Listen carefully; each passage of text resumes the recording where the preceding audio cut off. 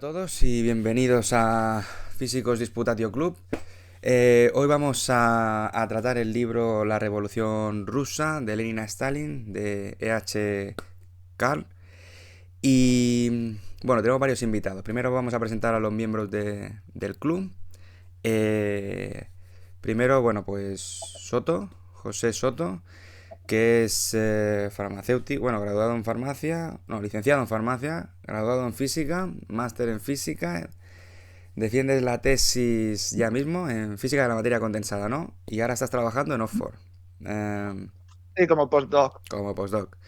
Y luego está Rafa, que también es graduado en física, hizo el máster de profesorado y de radiofísica y ahora está trabajando de radiofísico en el hospital de Tarrasa. Muy contento estás ahí, porque cerca está Sabadell, ¿no? Ahora estoy en Eh, Granada, pues. bueno, sí, pues más contento todavía. Y luego el otro miembro del club, que es Bruno Levi, que él es... tú estudiaste Ciencias Políticas en Granada y has sido músico y trabajas actualmente de bombero. También tuviste cierta militancia en el Partido Comunista, no recuerdo cuál, porque hay varios. No sé si quieres matizar.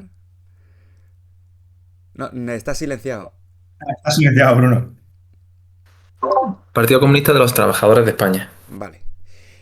Y luego tenemos tres invitados de lujo. Bueno, Sergio, preséntate tú brevemente, en un minutillo. Vale, pues yo conozco a David de primaria, también soy de Sabadell. He estudiado ingeniería química y he hecho un máster en biotecnología en la Universidad Autónoma de Barcelona.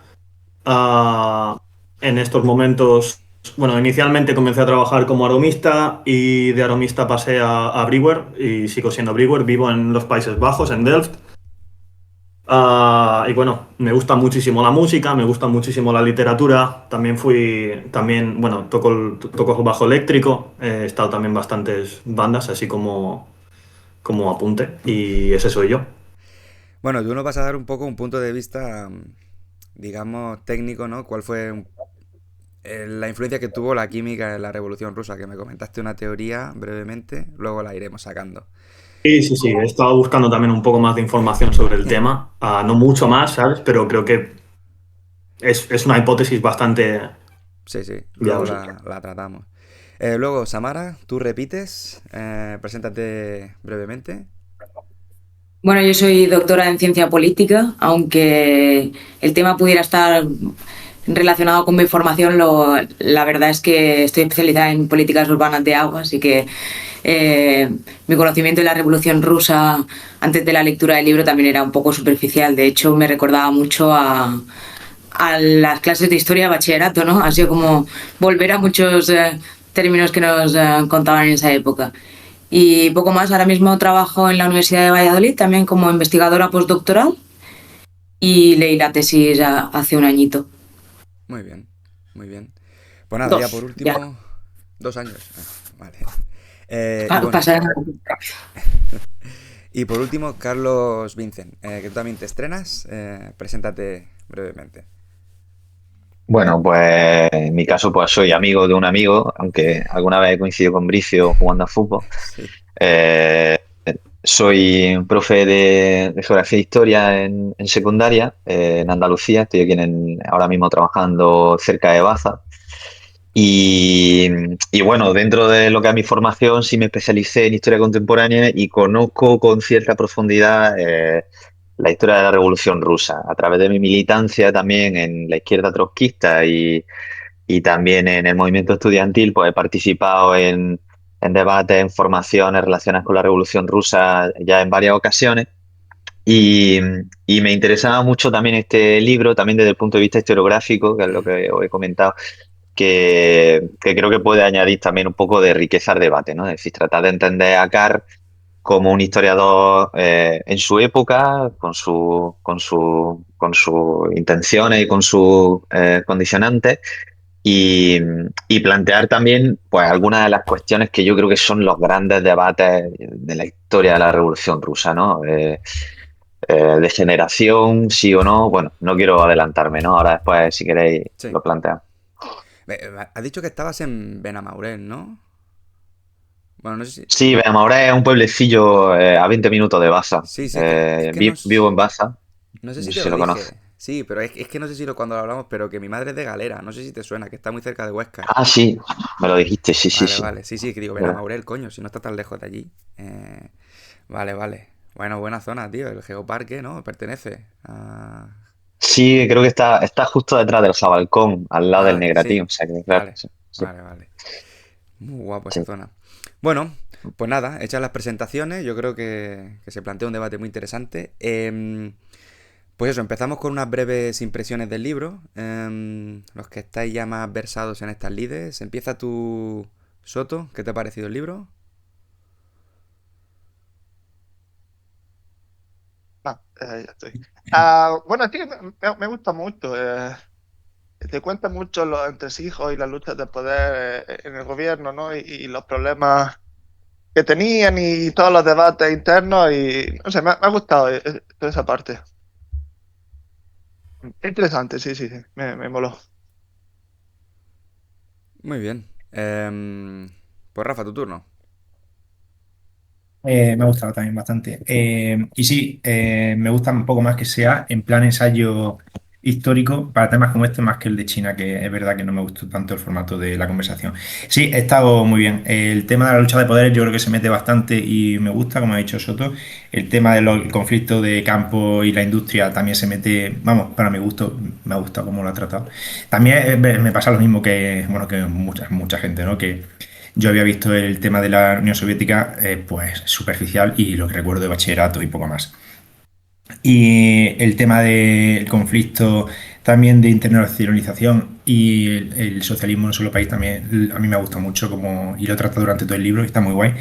Y vamos, temas sobre los que hablaremos ahora, pero que en general, y yo lo he visto más o menos, bueno, me ha gustado, me ha resultado relativamente justo. O sea, quiero decir, hablaba de cosas no lo he visto tampoco demasiado partidario, que cosas que le habían gustado, cosas que había aportado buenas para la sociedad actual, la Unión Soviética y todas las cosas malas que hicieron. Bueno, no me quiero alargar, pero que bueno, en general me ha gustado, ya le Vale. dejo a otro. Sí. Pues, Bruno, tu turno. No, pues también me ha gustado. A ver, yo este no lo había leído otro de este hombre, pero de otra serie que tiene que entra más en detalle con, ¿no?, periodos más cortos, más en detalle y tal, pero hace ya varios años. Entonces el libro este la verdad que me ha gustado mucho. Lo bueno es que está muy condensado y lo malo es que está muy condensado también. O sea, Sí, hay eso es momentos verdad. en lo que a veces abruma un poco la cantidad de información por segundo. Pero bueno, mola. Y nada, sí, suscribo lo que ha dicho Rafa, como que me pareció una perspectiva bastante ecuánime y que, y que lo que me gustaba a mí de proponer este libro, por lo que recordaba, es que se podía leer una perspectiva histórica que de entrada no entraba en toda la propaganda en ninguno de los dos sentidos y pues por lo menos te deja un poco de espacio para respirar y no estás teniendo que pensar, a ver, esto por qué sí, esto por qué no. No sé, a mí la verdad que lo he disfrutado. Muy bien. Si quieres, Amara, ahora tiras tú.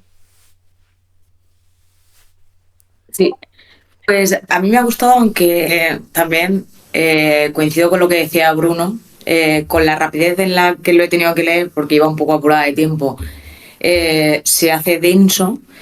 Y así como me ha gustado mucho el equilibrio que comentaba Rafa entre agricultura e industrialización, que creo que ese debate sí que se percibe muy bien, creo que los entresijos de poder dentro del partido, por ejemplo, yo venía buscando a lo mejor cuál es el origen de ese conflicto Trotsky-Stalin y a mí me han faltado detalles para entender por qué hay ese odio que se mantiene hoy en día. O sea, quiero decir que entre stalinistas y trotskistas hay una animadversión manifiesta. Entonces, me ha gustado mucho, es un libro que creo que no hay que leer con prisa, que es lo que me ha pasado a mí y que en esa parte es en la que más diría, pero creo que sí que deja entrever muy bien que la revolución rusa y el paso de Lenin a Stalin es una confluente de muchos accidentes históricos, condiciones políticas, económicas, y que no es simplemente algo planificado. Entonces me ha gustado mucho en ese sentido. Pero creo que se nota que es la condensación de una obra mucho mayor. Entonces a veces se pierden esos detalles. Ujú. Vale, gracias. Sergio. Sí, a mí me ha gustado muchísimo el libro, es la segunda vez que me lo leí y bueno, a mí también es como, yo que sé, lo que vosotros decís de bachillerato, yo estudio el bachillerato científico y cuando llegas a historia, ¿no? Pues llegas, bueno, 1917, Rusia se retira, se convierte en la Unión Soviética, ¡pam!, muere mucha gente, Stalin es el demonio, fin de la historia, ¿no? Es lo máximo que sabes. Entonces, bueno, pues vas creciendo y vas teniendo un poquito de información por aquí y por acá. Antes que este libro, pues, bueno, me leí unos cuantos libros, lo típico, ¿no? El origen de la familia de Engels, el manifiesto comunista de Marx, el estado de la revolución de Lenin, y bueno, pues aprendes un poco de la filosofía y de la historia del marxismo y tal, ¿no? Pero todo lo demás son opiniones y creo que este libro da un poco de visión objetiva sobre qué es lo que pasó, qué decisiones se tomaron, por qué se tomaron y en general para dar un poco de claridad. Ah, mismamente eso, luego ya podremos entrar más en detalle. Muy bien, gracias. Carlos, tu turno. Vale, si te parece, Bricio, me voy a extender un pelín más que mis Sí. compañeros. Yo lo que afirman mis compañeros, yo creo que un poco condensa lo que es el libro de Carr, ¿no? O sea, Carr, para que entendamos, está investigando un poquillo, este personaje él realmente es un diplomático. O sea, ejerció como diplomático en la Oficina de Asuntos Extranjeros británica durante muchísimo tiempo. De hecho, participó en la Conferencia de París justo después de la Primera Guerra Mundial, cuando se encuentran los aliados pues tiene lugar esa famosa humillación, ¿no?, de los alemanes, que después llevará a esa sensación de resentimiento que a la postre llevará a los nazis al poder, ¿no? Y el propio Carr al final entiende o plantea la historia de la Revolución Rusa desde esa perspectiva, desde la perspectiva de una persona que se ha pasado buena parte de su vida trabajando en la oficina de asuntos extranjeros. Que eso no quita, como bien han dicho también algunos compañeros, que probablemente esta sea una de las primeras grandes obras serias que hay sobre la Revolución Rusa. Me leí un artículo de otro historiador polaco, Isaac Deutscher, no sé si os suena, en el que habla de Carr como historiador de la Revolución Rusa y una cosa que dice es que cualquier persona que más o menos se quiere tomar en serio este tema o quiere estudiar la Revolución Rusa, primero se tiene que aproximar a la obra de Carr, ¿no? En concreto, este de aquí es un resumen de lo que fueron, creo que 30 años de trabajo. O sea, este hombre se escribió monografías, muchísimo sobre la Revolución Rusa y al final intenta meter en un pequeño resumen de 300 páginas todo ese trabajo, ¿no? Y eso, pues, al final, pues tiene sus ventajas y tiene sus desventajas, ¿no?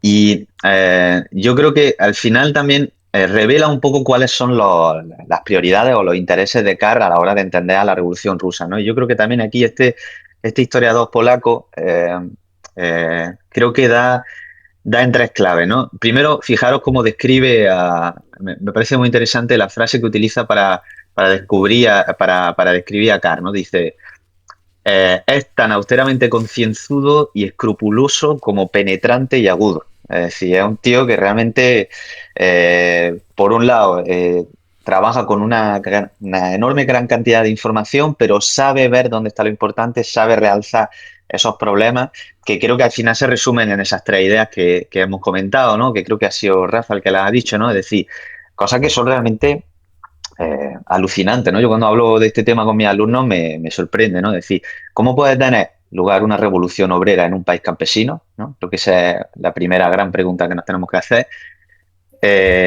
Y segundo, por ejemplo, ¿cómo puede ser una revolución de un partido tremendamente democrático y ateo en un país que viene del zarismo y de la Edad Media, ¿no? Es decir, ¿cómo pueden tener esos lugares, esos fenómenos lugar en un momento histórico tan tan especial, ¿no? Y por eso también Carr cierra un poco el libro diciendo es que realmente la Revolución Rusa sea una de las cosas más bestias que hayan pasado en la historia de la humanidad, y entenderlo como tal yo creo que es lo que como historiadores y también como personas que tengan interés en la política y en la idea del marxismo deben hacerlo, ¿no? Yo creo que en ese sentido el libro está muy bien elegido para plantear un debate y, y bueno, pues eso, tiene en este caso yo pienso que tiene tres defectos que creo que en primer lugar parten de esa visión del autor como diplomático, como persona de Estado, ¿no? Que es precisamente entender la Unión Soviética como un Estado que se construye desde arriba hacia abajo y no como un Estado que se construye desde abajo hacia arriba. Ese creo que es el primer problema que tiene Carr a la hora de formular el libro. En segundo lugar, eh, tiene como una predilección por Lenin como una figura también de constructor de Estado, es decir, como una persona que desarrolla el aparato, que sabe maniobrar, que sabe entender el preciso momento político de cada momento y como que de alguna manera despecha a Lenin más revolucionario, más idealista, más sentimental para poner en el centro y darle, por decirlo así, preferencia a ese Lenin como hombre de Estado, ¿no? Igual se le ha comparado mucho esta visión de Carr sobre Lenin con la visión que establece otro historiador alemán muy famoso, Mommsen, con Julio César, ¿no? Como el gran hacedor del Imperio Romano en su momento, pues Lenin el gran hacedor de la Unión Soviética, ¿no? Y en tercer lugar, eh, también tiene una visión, en este sentido se podría decir burguesa, de las relaciones internacionales, ¿no? A Carr le indigna mucho que la Unión Soviética al principio rompa con esa visión tradicional de las relaciones diplomáticas entre los diferentes países y, y creo que realmente lo que ahí no está haciendo es entender cómo funciona la revolución por dentro, ¿no? Y cómo una revolución, o en este caso la revolución rusa, se entiende como un proyecto internacional. Por tanto, todas las relaciones diplomáticas entre estados que había hasta ese momento les parecen pamplinas, ¿no? Por eso al principio también son tan torpes y tienen tantos problemas y bueno, en fin, todo esto son algunas de las cuestiones que se pueden plantear también en el debate. Así que ya está. Con eso ya, si queréis, empezamos con las diferentes intervenciones. Muy bien. Bueno, a mí también me ha gustado, ¿eh? Me ha parecido un buen libro y creo que va a dar mucho juego. Yo sí que me ha parecido que, bueno, no sé si ya repetirme, pero que sí que me parece que, aunque es bastante objetivo y lo intenta ser, supongo que mucha gente podría discutir su objetividad, sí que muestra el autor, digo, su opinión. Y creo que en algunos momentos es bastante crítico. Yo la verdad que no conocía al autor, tampoco sabía qué me iba a encontrar. Pero bueno, ya lo iremos discutiendo. Pues nada, hecho los comentarios, pues si te parece, Bruno, tú abres debate y en base a eso, pues ya sabéis, cualquier idea que queráis proponer, sentidos libres, ¿vale? Venga, adelante. A ver, poco complicado, la verdad. Yo tengo aquí apuntadas algunas cosillas, pero yo creo que sería interesante, porque es que el libro toca, bueno, es que toca muchos años, toca antecedentes. Entonces, para mí creo que sería interesante a lo mejor hablar un poco de, pues sí, no sé si os parece bien, pero hablar desde cronológicamente un poco, voy abriendo temas en ese sentido, a menos que queráis simplemente lanzaros a la piscina, porque ya realmente Carlos ha propuesto 3 puntos. También podemos empezar por ahí. Es que para mí eh, es una cosa a la otra. Hombre, a mí lo de ir cronológicamente me parece lo más natural, fácil, pero bueno, Lo sí. más natural, ¿no? Para un poco hacer un... Vale. Bueno, no sé, pues yo creo que sería interesante hablar un poco de los antecedentes de la revolución Sí. porque creo que son en un periodo de tiempo que se condensa mucho en el libro, que son unas pocas páginas, muy poquitas. Y bueno, no sé, yo ahí tenía apuntado como cuestiones que podrían ser interesantes a ver y que quizá no se explican en el libro, la diferencia entre bolcheviques y mencheviques. Creo que podría ser una parte interesante de la que hablar. Y pues no sé, es que ¿Cómo se abre un debate, Bricio? Yo que lo lanzo ahí, pero...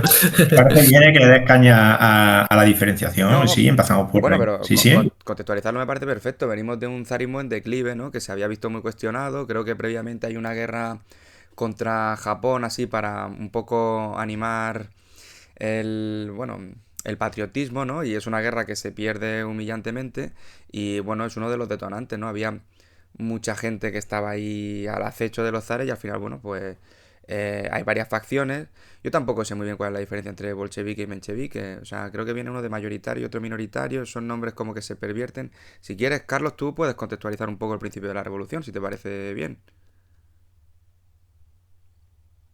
Es que la revolución, si la contextualizamos, nos tenemos que ir a prácticamente principios del siglo XIX, que es cuando empieza a desarrollarse poco a poco el movimiento obrero, ¿no? Pero acercándonos un poco más a lo que es Rusia, Rusia sale de la servidumbre en el año 1861, que es cuando Alejandro II elimina la servidumbre, y a partir de ahí empieza a haber una pequeña industrialización, ¿no? Pero una industrialización muy desigual, que se da en dos polos fundamentalmente, Moscú y San Petersburgo, y ahí empieza a gestarse y a desarrollarse un movimiento obrero, ¿no? Y eso es un poco lo que después va a condicionar, de hecho, el desarrollo de la Revolución Rusa, ¿no? Justo a finales del siglo XIX, creo que en 1898, hay una primera gran oleada de huelga en Rusia, que un poco el zarismo quiere tapar con esa salida hacia adelante de orgullo patrio y de hecho atacan a Japón, tienen una pequeña guerra de la que obviamente salen tremendamente humillados. Esa humillación y también la pérdida de soldados va a llevar al famoso Domingo Sangriento 1905, que es una manifestación en la que terminan masacrando la Guardia del Zar a, pues a gente mayor, a mujeres que venían pidiendo el fin de la guerra y que se mejoraran las condiciones generales de la población, y eso provoca un primer proceso revolucionario sin el que no se entiende el proceso revolucionario de 1917, ¿no? La revolución de 1905, porque ahí nace una institución fundamental que es la del Soviet, que después va a tener muchísima importancia cuando hablan del Soviet de Petrogrado,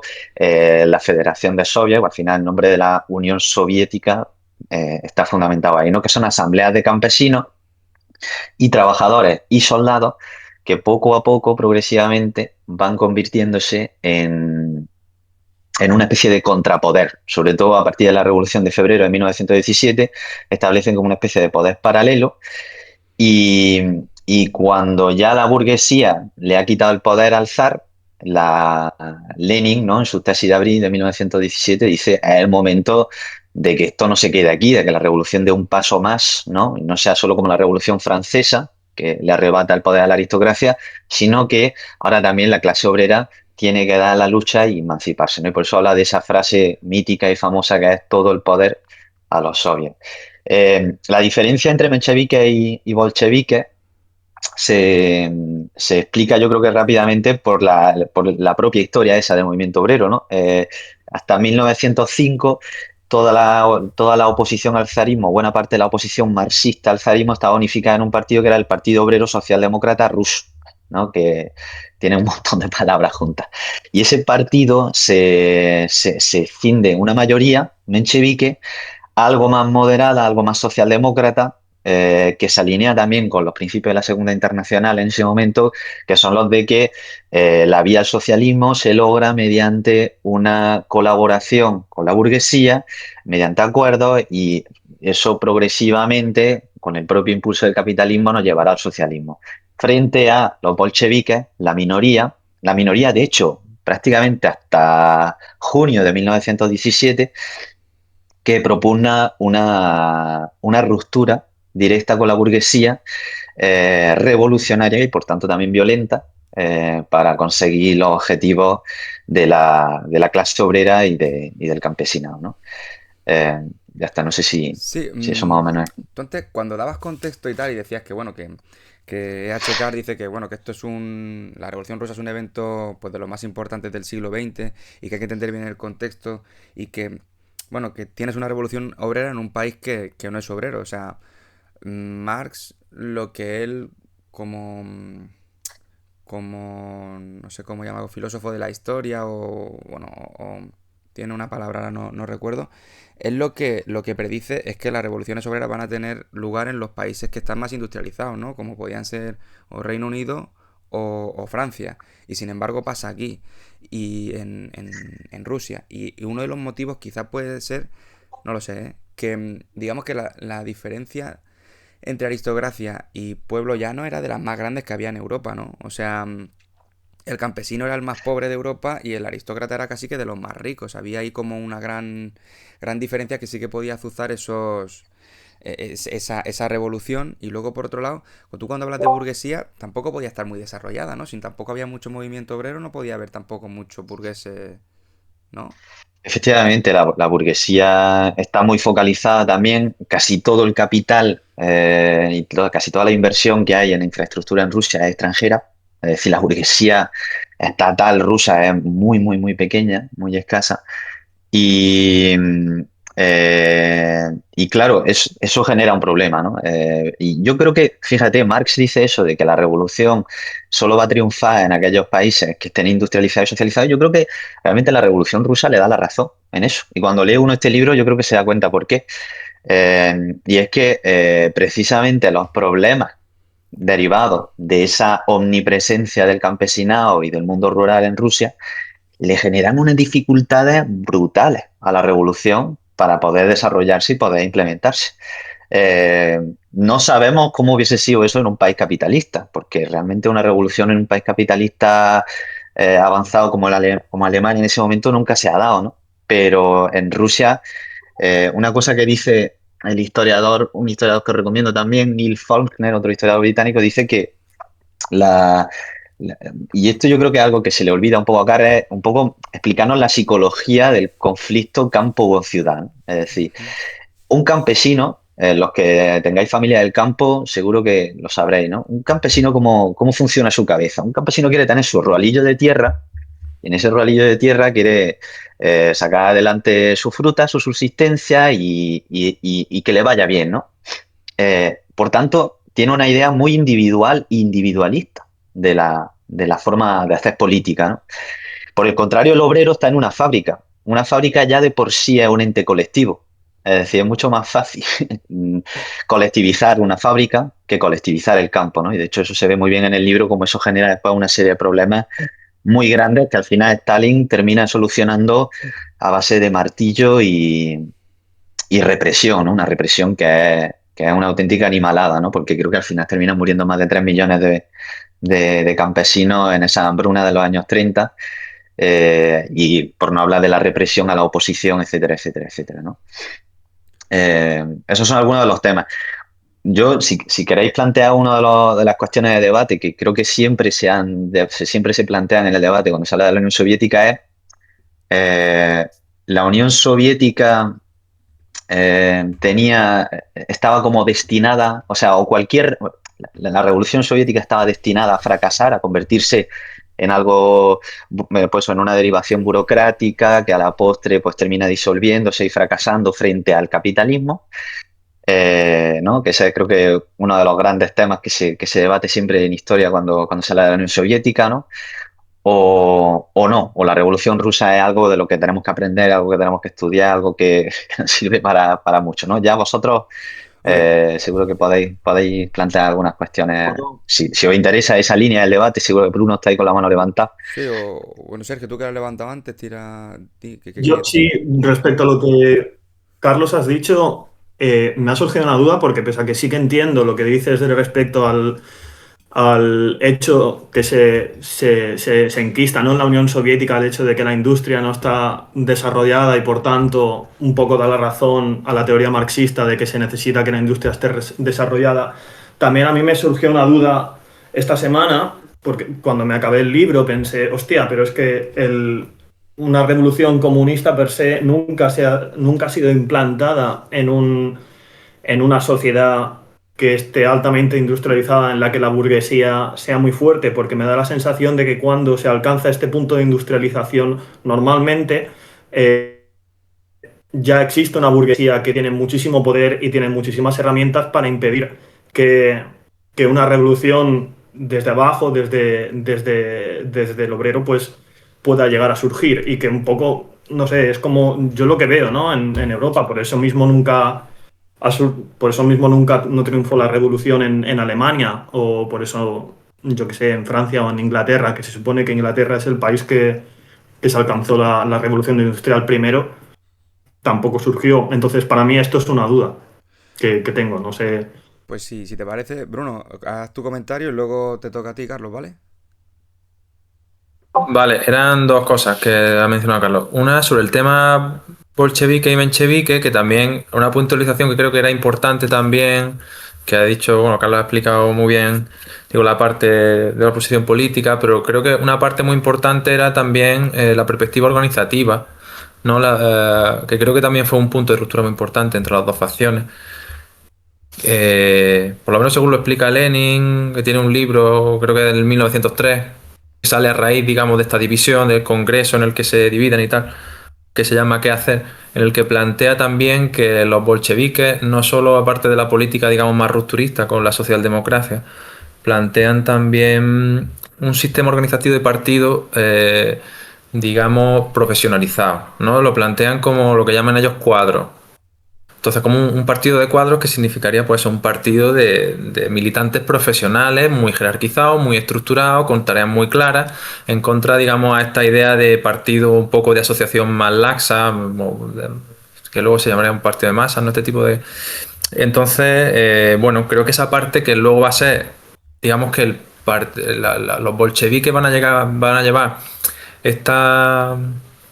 esta idea organizativa mucho más profesional, en un grupo muy reducido de militantes, lo van a llevar muchos años, ese pequeño grupito que la teoría que estaban desarrollando y que bueno, que de alguna forma luego se cumplió, sería, digamos, tener esta preparación súper profesionalizada para que cuando llegase el momento correcto poder desplegar, digamos, toda la instrumentación, todo el instrumento político y, digamos, capitalizar en un momento de agitación como fue, digamos, la Revolución de Febrero del 17. Entonces, bueno, creo que esa parte, digamos, también organizativa es importante entre la diferenciación de bolchevique y menchevique. Y luego otra cosa que quería mencionar, un poco lo mismo que decía, por profundizar un poco lo que ha dicho Sergio.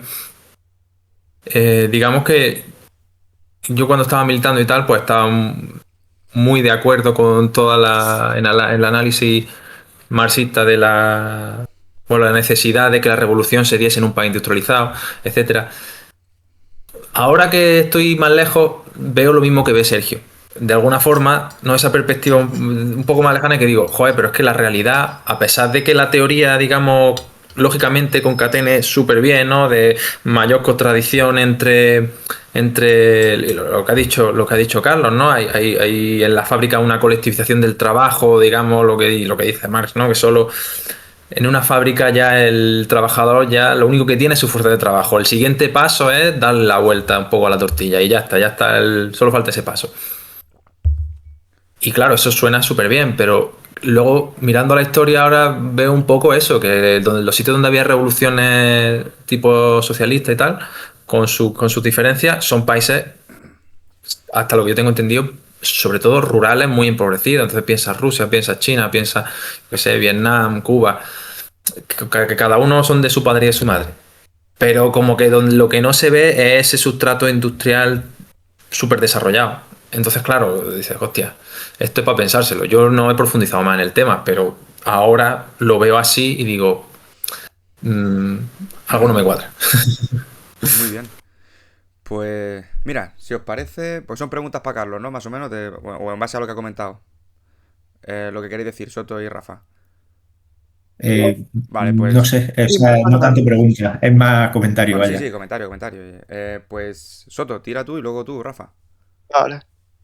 Bueno, eso de que no se pueda en países industrializados, ¿no? Habla un poco de eso también, de que, claro, no consiguen extender la revolución a otros países industrializados porque los obreros de los otros países ven las condiciones que tienen allí, ¿no? Y ven que sus estándares de vida son más altos, ¿no? Y les da un poco de miedo también irse por allí, ¿no? Y luego quizás lo que siempre yo había escuchado es que lo que no predijo Marx, quizás fue un poco, hablaban un poco que fue como reacción a la Revolución Rusa, es que digamos que los derechos laborales los países industrializados como que mejoraron, ¿no? Entonces digamos que el obrero al final no estaba tan empobrecido, ¿no? No todo el obrero era pobre, ¿no? Al final tiene un obrero que tiene cierto nivel de vida y que no se ve tan mal, ¿no? Esa era un poco la idea de por qué no se extendió a los países industrializados, porque esa idea de que el obrero iba a ser cada vez más pobre tampoco se dio, ¿no? Ujú.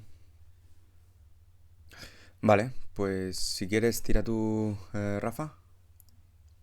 Que sí, ya también en esta línea, yo lo que he entendido en el último capítulo, que es cuando comenta este debate, es que Marx no es tanto que pensara que en un país rural y no industrializado no pudiera darse la revolución, sino que en el caso de que se diera en un país de este tipo, no iba a ser una revolución de abajo hacia arriba, sino que podría pasar, que como acababa pasando, ¿no? Que era una revolución en la que primero, efectivamente, la revolución salía desde la lucha de los trabajadores, pero la organización y el desarrollo de la revolución iba a tener que tomar la rienda la gente, pues efectivamente, burguesa, porque lo que venía a decir, lo que se decía un poco en el último capítulo del libro este, es como que la revolución burguesa, la francesa, sí había madurado, el estrato social de la burguesía sí había madurado, se había organizado y estaba estructurado para poder llevar a cabo una revolución burguesa, y en los obreros no había madurado de la forma que estimaba oportuno Marx, como para que pudiese surgir la revolución de ellos y para ellos. De tal forma que al final, cuando caía en la realidad, aunque la revolución se iniciase con la fuerza que le daba a la mayoría de los trabajadores el hecho de iniciar la revolución, pero para luego organizarla y pelear por los intereses lo iban a hacer no los obreros, sino las estructuras en este caso las estructuras del partido. Iba a ser una revolución de arriba hacia abajo. O sea que yo entiendo que en los países capitalistas en donde se fueron desarrollando, en donde se han ido desarrollando los trabajadores, claro, es que es un desarrollo que a lo mejor primero no podía prever mucho Marx, que iba a ser también el desarrollo mucho más de diferenciación, en vez de diferenciación entre propietarios de los medios de producción y trabajadores, iba a haber muchos sectores servicios, la cosa iba a ser mucho más difusa con respecto a cómo organizar la lucha de clases. O sea, quiero decir, creo que no era una cosa que se pudiese prever de cómo se iba a desarrollar las sociedades futuras cuando ya los trabajadores tuviesen la capacidad de organizarse. Que a lo mejor ahora las clases más bajas pueden tener la capacidad para estructurarse, pero la sociedad ha cambiado ya mucho respecto a la que se imaginaba Marx para llevar a cabo una revolución, ¿no? Y yo creo que lo que acaba pasando es eso, que la revolución tiene que ser en los países no industrializados de arriba hacia abajo, o sea, que el partido coja la rienda y diga cómo se va a hacer y a lo mejor en muchas ocasiones olvide también las demandas como la Unión Soviética, ¿no? Que se olvidan las demandas de los trabajadores y de los campesinos. Y luego otra cosa que yo viendo un vídeo también comentaba y me dio respuesta a una cosa que no se comenta mucho en el libro, que es, claro, cómo los bolcheviques, siendo una minoría a lo largo desde que se instauró la Duma hasta que en 1917 la primera revolución tuvo éxito, siendo una minoría, luego se convirtieron en una mayoría. Y lo que he escuchado en varios vídeos es que estuvieron bastante financiados por Alemania, que precisamente eso les sirvió luego para que los bolcheviques, con respecto al tratado de Berlitón, le diesen un poco más de concesiones a Alemania porque a mí también me parece curioso, y no lo comenta mucho en el libro, ¿no? Cómo los bolcheviques, siendo una minoría, vienen a decir como que tuvieron más poder de convicción, no sé, se organizaron mejor que los mencheviques, pero básicamente ese paso que hubo de ser minoría en la Cámara Principal, al final, desde la primera revolución del 17 a la del febrero, acaba siendo la gran mayoría, no te dice mucho, al menos en el libro, yo no lo veo mucho explicado. Y imagino que tendrías que tener capacidad de alguna manera también económica. Y nada, así que hablando de lo que habíamos dicho, bueno, ya me callo que en verdad habla mucho, luego saco algún otro tema, si no, si Perfecto. quiere hablar Samara o Carlos. Si te parece, completamos la ronda con Samara. Y luego Vale, pasamos a bueno, Carlos creo y luego que Sergio. Sergio había pedido hablar y perdonadme porque estoy también gestionando una mudanza y entonces estoy a dos cosas a la vez. Pero retomando un poco el debate que se ha abierto, aquí hablo más de opinión personal, digamos, que de lo que puedo ver en el libro, ¿no? Pero yo lo que pienso es que cuando Marx habla de que para que haya una revolución y triunfe tiene que ser en un país industrializado, como yo lo leo en relación al libro, es que realmente la revolución no termina de triunfar en sus objetivos en la Unión Soviética, porque se ve muy bien en ese paso primero idealista que tiene Lenin, donde hay más un bottom-up, que sí que hay una parte de, digamos, de abajo arriba, de cuando ya pasa la segunda fase, más con Stalin, donde hay una inversión más directa en la industrialización y entonces cambian el motor. Y es que para que en un sistema capitalista global en el que tú lo que estás haciendo es ser un paria, digamos, ¿qué necesitas? Necesitas capacidad económica y cierto poder, digamos, de negociación. Para eso, ¿qué necesitas? Una industria potente y medios de producción y ser en cierto sentido autónomo. Eso no te lo ofrece el campo, o por lo menos no en el momento en el que se produce la revolución. Entonces, ¿qué tienen que hacer? Invertir muchísimo en industria y para ello lo que hacen es, digamos, controlar los derechos de los trabajadores. Entonces ahí se pervierte un poco, yo creo, el origen o los ideales de la revolución, porque lo que vemos no sé en qué capítulo era, pero de los relativamente de los últimos, lo que vemos es que se empiezan al principio se prohibía el trabajo de las mujeres durante la noche. Ya tenemos que quitar esos derechos, como que vamos perdiendo los valores que habíamos intentado introducir con la revolución. Por lo tanto, ¿triunfa la revolución? No, en el momento en el que necesitamos esa industrialización, que es el motor para la revolución que decía Marx, tenemos que prescindir de todos los derechos. Entonces, no sé, creo que por eso Marx sí que tenía razón en el que no se podía dar en un país campesino, porque necesitas los medios de producción y para desarrollarlos necesitas mucho dinero y, digamos, pues pasar por la pila todos los derechos de campesinos y de la industria. Y de hecho lo que introducen con la NEP es métodos capitalistas y de economía de mercado para poder un desarrollo primigenio, ¿no? Entonces es como luchas por la revolución con medios capitalistas. Es una contradicción en sí misma que ellos mismos reconocen. Bueno, según Marx, el paso previo al comunismo es el capitalismo, ¿no? Hay que desarrollarlo al máximo. Bueno, no lo sé, perdón. Si te parece, comentas tú, Carlos, un poco los frentes que se han abierto, y luego había pedido la palabra Sergio. Que, a ver, son un montón. Vale. O sea, tú lo tienes apuntado, ¿no? Más o menos.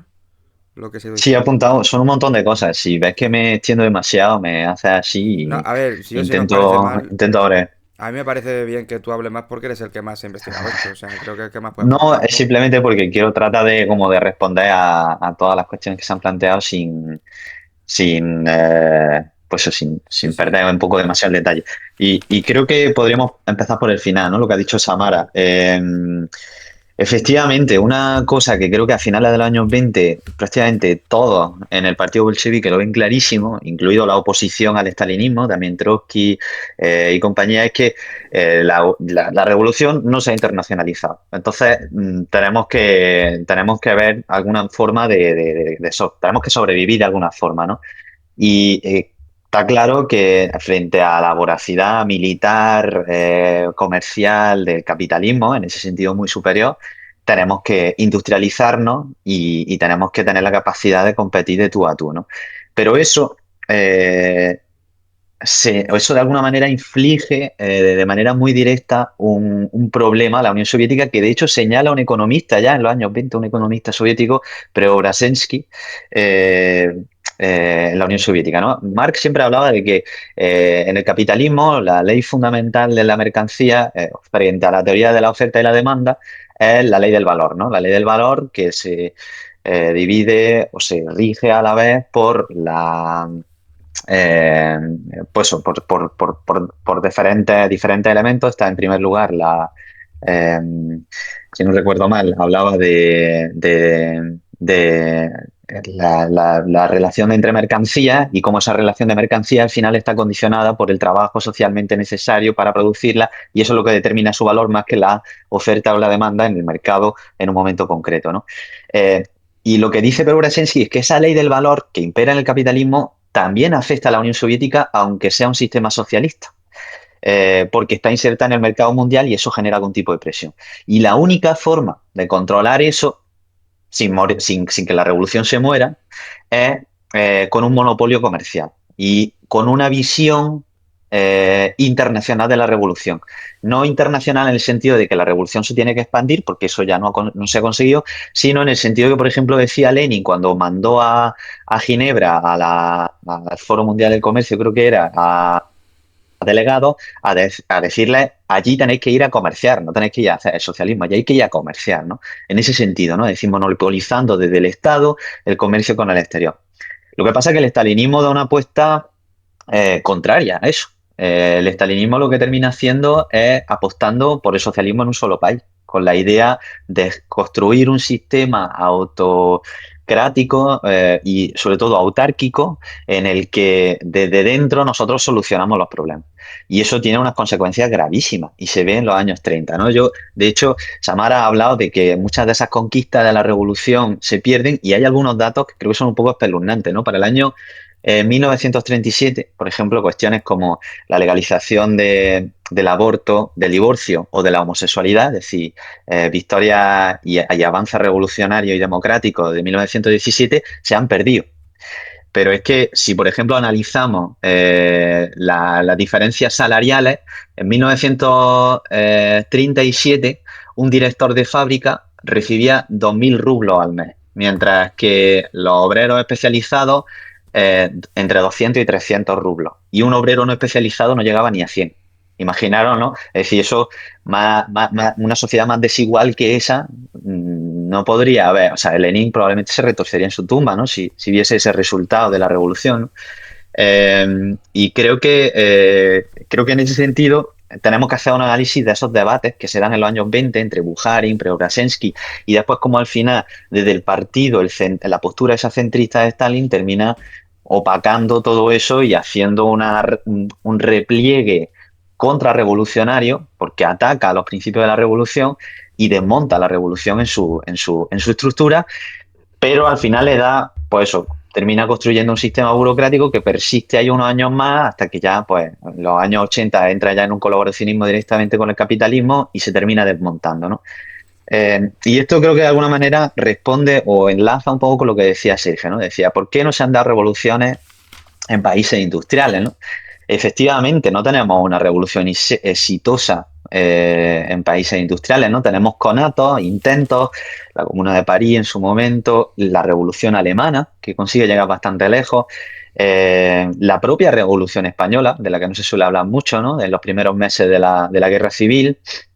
Hay muchísimos intentos y muchísimos conatos revolucionarios, eso es evidente. Pero para mí la cuestión, obviamente, es plantearnos, bueno, entonces, si la revolución no puede tener lugar en un país industrial, ¿qué hacemos? No, consideramos que el capitalismo es lo mejor que tenemos, por lo menos en Occidente, ¿no? En los países desarrollados, es lo mejor que podemos tener para... Y yo creo que aquí a Rosa Luxemburgo, cuando plantea su frase de socialismo o barbarie, creo que da un poco en la clave. Es decir, el socialismo no es llegar al socialismo es muy difícil y es muy complicado y puede ser que imposible, ¿no? Eso la historia lo dirá, ¿no? Pero está claro que, por lo menos para mí, está muy claro que el capitalismo, y joder, más en esta última semana lo estamos viendo, ¿no? No sé dónde vamos como mundo, ¿no? Estamos empezando a pegar bombazos aquí y allí en todos los sitios. Si analizamos y nos vamos a datos concretos, en España mueren casi 500 personas todos los años por accidentes laborales. El problema de la vivienda no hace falta ni comentarlo. El desarrollo de sistemas autocráticos y antidemocráticos en el mundo se está incrementando también en los últimos 5 o 6 años. Todo esto yo creo que apunta a decir que desde luego hay signos de barbarie evidente en el capitalismo actual, incluso en aquellos países que se consideran desarrollados y modernos y avanzados. Efectivamente, o no obstante, comparado con la Unión Soviética, un obrero francés, un obrero alemán vivía mejor. Pero en parte también vivía mejor porque son concesiones a las que se ve obligada la burguesía después del proceso revolucionario en Rusia. Si no se hubiese dado esa revolución en Rusia, no sé qué hubiese pasado en España o en Alemania. Si tú, por ejemplo, analizas lo que hace Estados Unidos después de la Segunda Guerra Mundial, donde Europa es un polvorín revolucionario, ¿no? En Francia los comunistas están a punto de ganar las elecciones en el 46 o 47, me parece que es. En Italia igual, en Grecia igual. Lo que hace Estados Unidos es meterle una inyección de dinero a esos países para evitar con el plan Marshall el avance del capitalismo, el avance del socialismo, y de alguna manera construye ese estado del bienestar que a medio plazo se ha podido sostener, pero está claro que a largo plazo no se va a sostener, ¿no? Pues ya estamos viendo cómo el presidente alemán el otro día hizo unas declaraciones en las que decía que o empezamos a trabajar como los chinos y a cobrar menos, o los chinos nos comen, ¿no? Como aquel que dice. Y para mí me parecieron unas declaraciones muy interesantes porque desde su punto de vista, ¿no?, burgués, decía que el capitalismo europeo no es rentable, y efectivamente no es rentable, ¿no? Mario Draghi, el antiguo presidente de la Comisión Europea, hizo también unas afirmaciones hace unos meses en los que decía que la Unión Europea tenía que hacer una inversión de, creo que eran 6.000 millones de millones o algo así, o sea, una cifra auténticamente inalcanzable o imposible, porque para ser competitivos con China, ¿no? En relación al mercado de comercio del coche eléctrico, etcétera, etcétera, etcétera, ¿no? Entonces, claramente, está claro que esas alternativas a la Unión Soviética no se están sosteniendo en el tiempo. Y yo creo que esa es un poco una reflexión que tenemos que hacer hoy en día.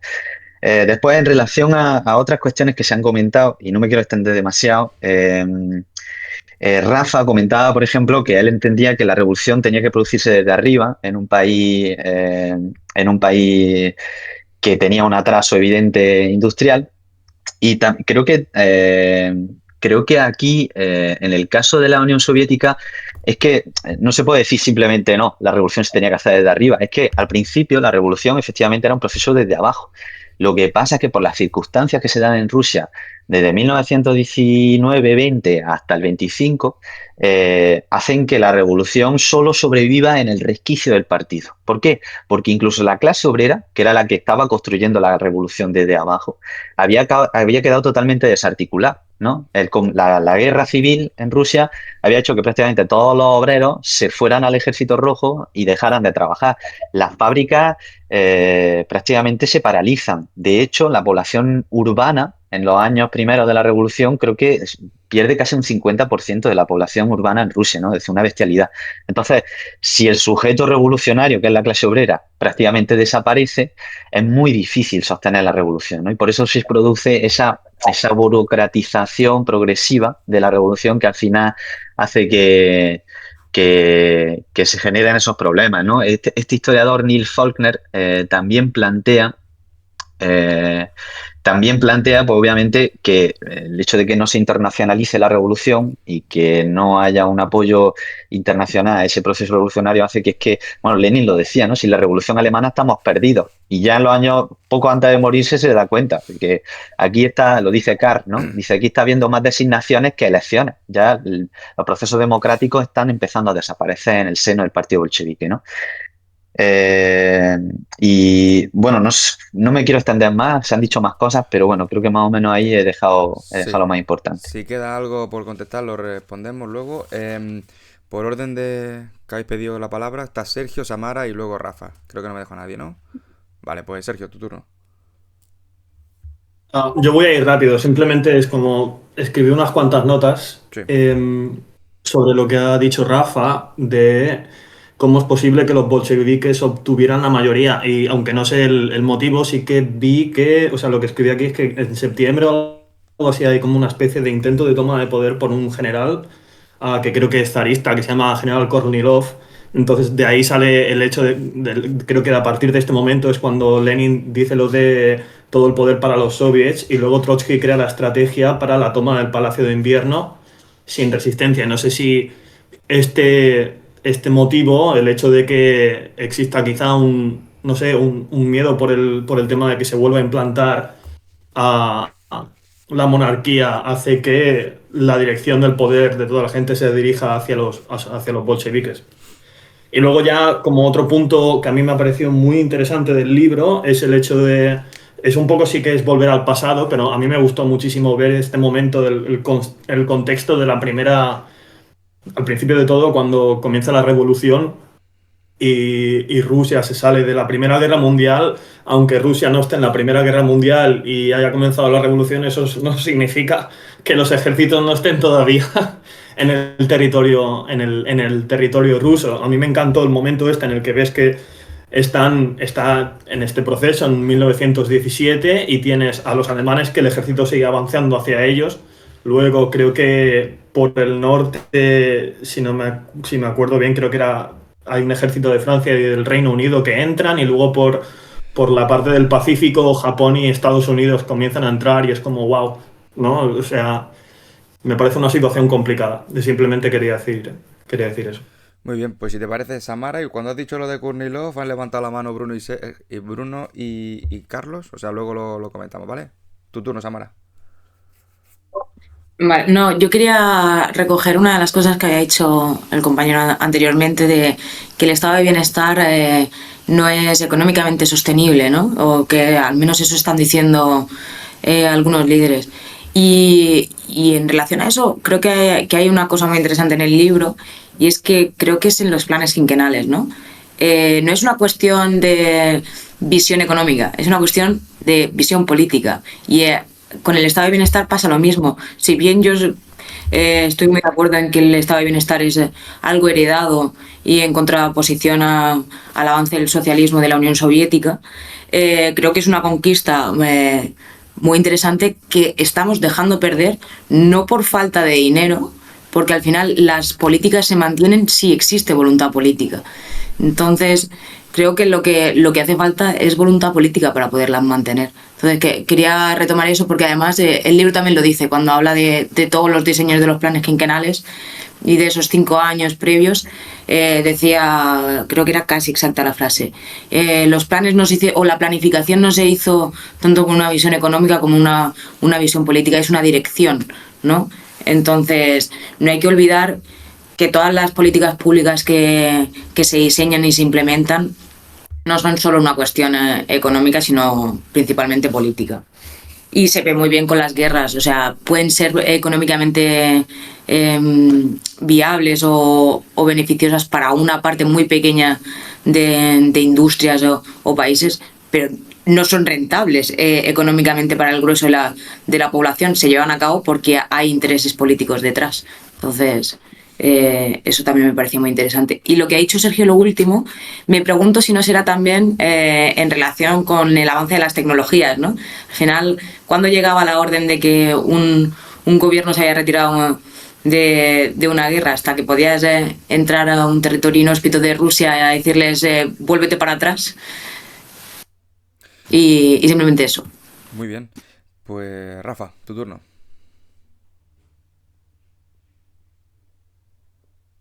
Pues me ha gustado la intervención así, Samara. Yo creo también que, bueno, que has dicho antes, Carlos, que el capitalismo europeo no era rentable, que, bueno, o que se tendría que plantear si seguía siendo rentable con la competición también contra China. Y en todo caso sería eso, que no es muy competitivo, que quizás no es competitivo contra China, pero respecto a esto sí opino que no es tanto el problema para que no pueda ser competitivo a largo plazo con China, no es tanto un problema de cómo se estructura el capitalismo europeo, sino un problema de voluntad política, bueno, en base un poco a lo que vimos también en el debate anterior, ¿no? En China, que es China está utilizando el Estado de una manera un poco bastante más eficiente para poder ser competitiva. No es que vendan los chinos su fuerza de trabajo más barata que el europeo, que también lo venderá más barata que el europeo, pero a largo plazo China también aspira a tener unas buenas condiciones laborales. Los trabajadores chinos también van a aspirar a tener unas buenas condiciones laborales y las tendrán seguramente. Yo creo que el motivo por el que quizá el capitalismo europeo no sea no esté siendo tan competitivo contra China será más motivo de que China está más estructurada y tiene una visión más a largo plazo, y las inversiones por parte del Estado están siendo bastante más acertadas que las que están siendo por parte de los países europeos, porque el Estado no tiene como una capacidad de visión largoplacista con con el sistema que hay en el capitalismo europeo, pero por el sistema más referido a parte política y como largoplacista. Bueno, lo que hablamos de China en el debate anterior. Europa no tiene que, en mi opinión, solamente tendría que replantearse el papel del Estado a nivel de desarrollo, de políticas de desarrollo, que creo que está quedando un poco atrás respecto a China. Y sin necesidad de bajar las condiciones laborales ni el estado del bienestar, Europa podría ser perfectamente capaz de competir con China si se replantea, yo creo, que ese punto de vista, ¿no?, de desarrollo por parte del Estado.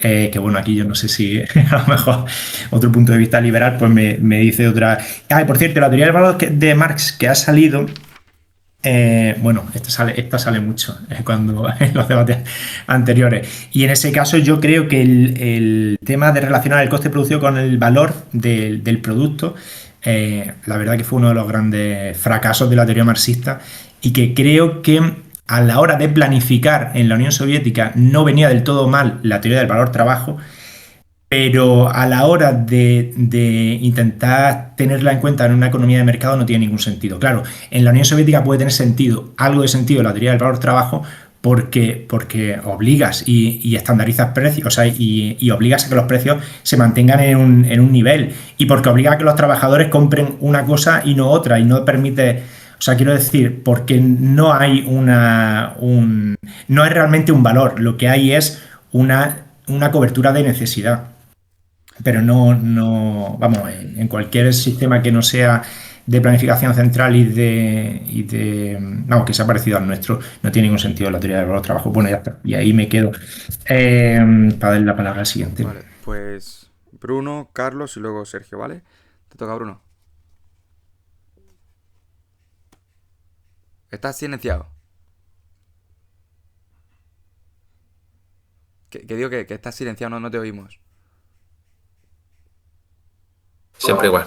Que nada, que como se han abierto un montón de puntos, voy a hablar de varios y quizás abro algunos más que ya. Porque digo, mira, es que como hay algunos puntos que si no los abrimos ahora, yo creo que se quedan para luego. Sin Y problema. ya no nos da tiempo. A ver, simplemente lo que mencionaba Sergio, quería puntualizar algo del tema de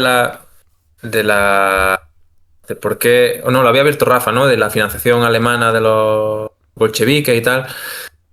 Yo realmente no sé, en definitiva, si sí o si no. Había escuchado que se había usado como propaganda para denostar un poco a los bolcheviques que habían tenido esta financiación alemana. Por otra parte, no me extrañaría que los alemanes intentasen, no, pues, como se hace ahora, darle fuerza a los insurgentes. Si es verdad, hasta donde tengo entendido, y eso está reconocido por los propios bolcheviques, que creo que el tren que le pusieron a Lenin de Finlandia a la Unión Soviética en un momento concreto, digo, se lo pagaron los alemanes. Ellos estaban diciendo, mira, como decía Lenin, el capitalismo fabricará la soga con la que lo caeremos, ¿no? Como lo que me den, lo vamos a volver en su contra, ¿no? Entonces, como que de todas formas, igualmente Lenin, digamos, tiene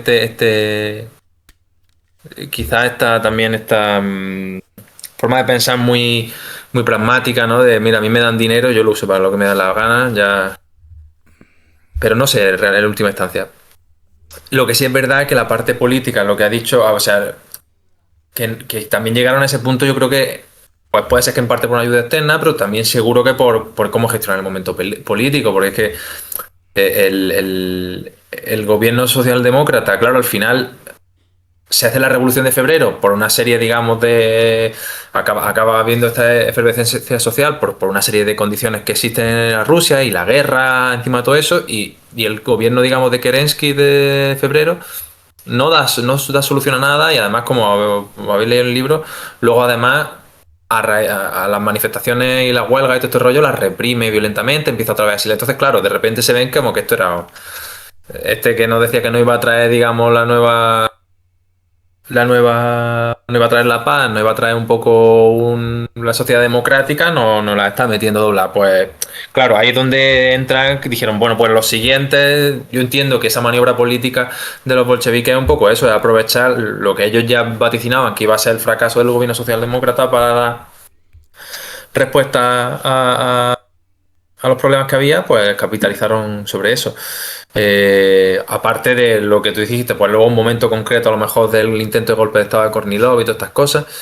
Pero bueno, que yo creo que hay que darle, yo en ese sentido creo que hay que darle bastante crédito a los bolcheviques en las maniobras políticas y en la lectura del momento. Yo creo que eso, bueno, a mí me resulta como que es además una de las partes más interesantes de toda la parte.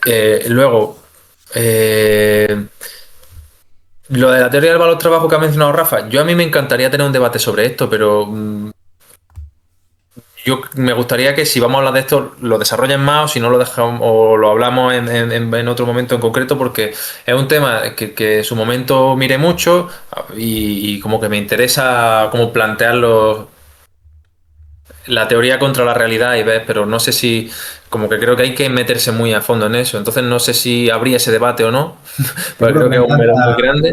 a David le encantaría que tuviésemos ese debate. No, sí, Quizás lo podemos hacer en algún momento concreto, pero yo me gustaría ponerme al día para poder entrar ahí No, pues sí, al trapo. si quieres lo dejamos y quedan otros temas por comentar, lo del estado del bienestar, Claro, yo lo quería de la sacar invasión dos de temas. Rusia. Pues tira por ahí. Quería Sí. sacar dos temas, uno que había sacado antes Carlos, que era el de la inevitabilidad de la revolución, que ya creo que se está más o menos tocando, se está tocando un poco tangencialmente. Y también a mí me gustaría sacar un tema que me ha...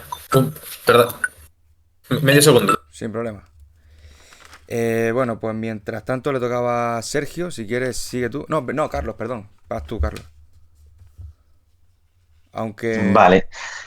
No sé si vuelve Bruno, no sé si quieres que le demos la palabra a él es o que que termine su intervención. como justo te iba a interpelar a ti, ha dicho con lo de la inevitabilidad de la revolución.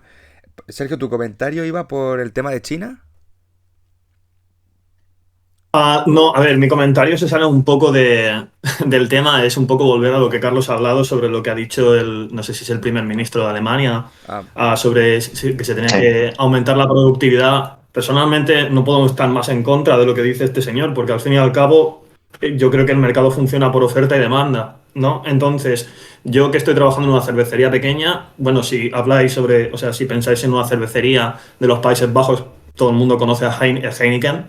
Entonces, la pregunta es, ¿una cervecería pequeña como la mía puede sacar al mercado una cerveza Pilsner como la de Heineken? Y la respuesta es, en su mayoría, no. ¿Por qué? Pues porque el coste de producción que tiene esa cerveza, nosotros no podemos obtener ningún tipo de beneficio, porque nuestro coste fijo, digamos, es muchísimo más alto que el precio de mercado. Entonces, ¿qué pasa? Que o sea, a ver, si el mercado, si la oferta, o sea, si los productos o la economía está dominada por otros países, por mucho que tú hagas más, eso no significa de que la economía vaya a ir a mejor, porque al fin y al cabo lo que vas a estar poniendo es, sí, vas a fijar mucho beneficio, pero ese beneficio no se va a vender y por tanto algo que se llama cash flow se va a ver reducido y por tanto vas a tener menos capacidad de poder seguir creciendo. Es más, existe más la posibilidad de que entres en bancarrota. Simplemente quería decir esto vale, pues respecto al... perfecto. Pues Carlos, toma nota. Ahora sigue Bruno, que estaba con la inevitabilidad de la revolución. Sí, no, yo quería plantear eso y quería también abrir el tema que me había surgido a través del libro, de leerlo, que quizá yo esto no lo tenía tan claro, que era quizá viene también un poco sobre la inevitabilidad de que la revolución acabase como acabó, que es un poco las maniobras políticas, digamos, de la cúpula del partido, cómo va virando de izquierda a derecha, por decirlo así, y siempre, de alguna forma, el que está al que está en la oposición, al margen de qué posición política tenga, le dice que es una posición política, digamos, de desviacionista, ¿no? Si tiene en un momento a la izquierda la oposición diciendo que quiere más industrialización y a los derechistas diciendo que quieren que le den más manos, les dejen más libertad, digamos, a los campesinos y a tal. Y va diciendo, es que vosotros sois una izquierdista, vosotros sois unos derechistas. A los 2 días se ponen en la posición de uno de ellos y a los otros los demonizan. Y entonces, lo que quería decir con esto, a mí me resulta muy interesante de qué manera, sobre todo hablando entre la relación Trotsky-Stalin un poco, cómo de alguna forma, a ver, yo ya hablando desde la experiencia que tenía yo como militante en un partido comunista, que en el caso en el que yo militaba, se podría considerar más bien del corte stalinista, ¿vale? Entonces, ¿cómo se suele asociar actualmente el trotskismo, digamos, a movimientos sociales, digamos, más... ¿Cómo decirlo? No sé si difusos, pero digamos no con esta estructura de partido bolchevique tan, digamos, tan que se suele considerar estalinista, no sé si me explico. Tajante, ¿no? Más tajante respecto a lo que hace y trotskismo más reformista. Sí, de alguna manera, o por lo menos se suele asociar así, ¿no? Aunque luego probablemente quizás desde dentro se vea de otra forma. Y luego en el libro se ve que desde el principio Trotsky es la línea dura del partido. O sea, Trotsky es el tío que tiene más mano del comandante del ejército rojo en la revolución.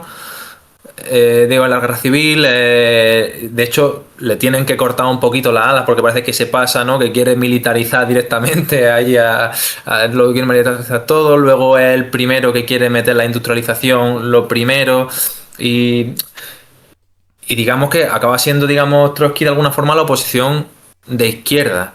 Cuando luego parece que con el tiempo se hubiesen invertido esos papeles, ¿no? De que parece que el trotskismo es como la derecha, entre comillas, del movimiento comunista. Eso me ha parecido muy interesante y a la vez lo quería enlazar con lo de la inevitabilidad de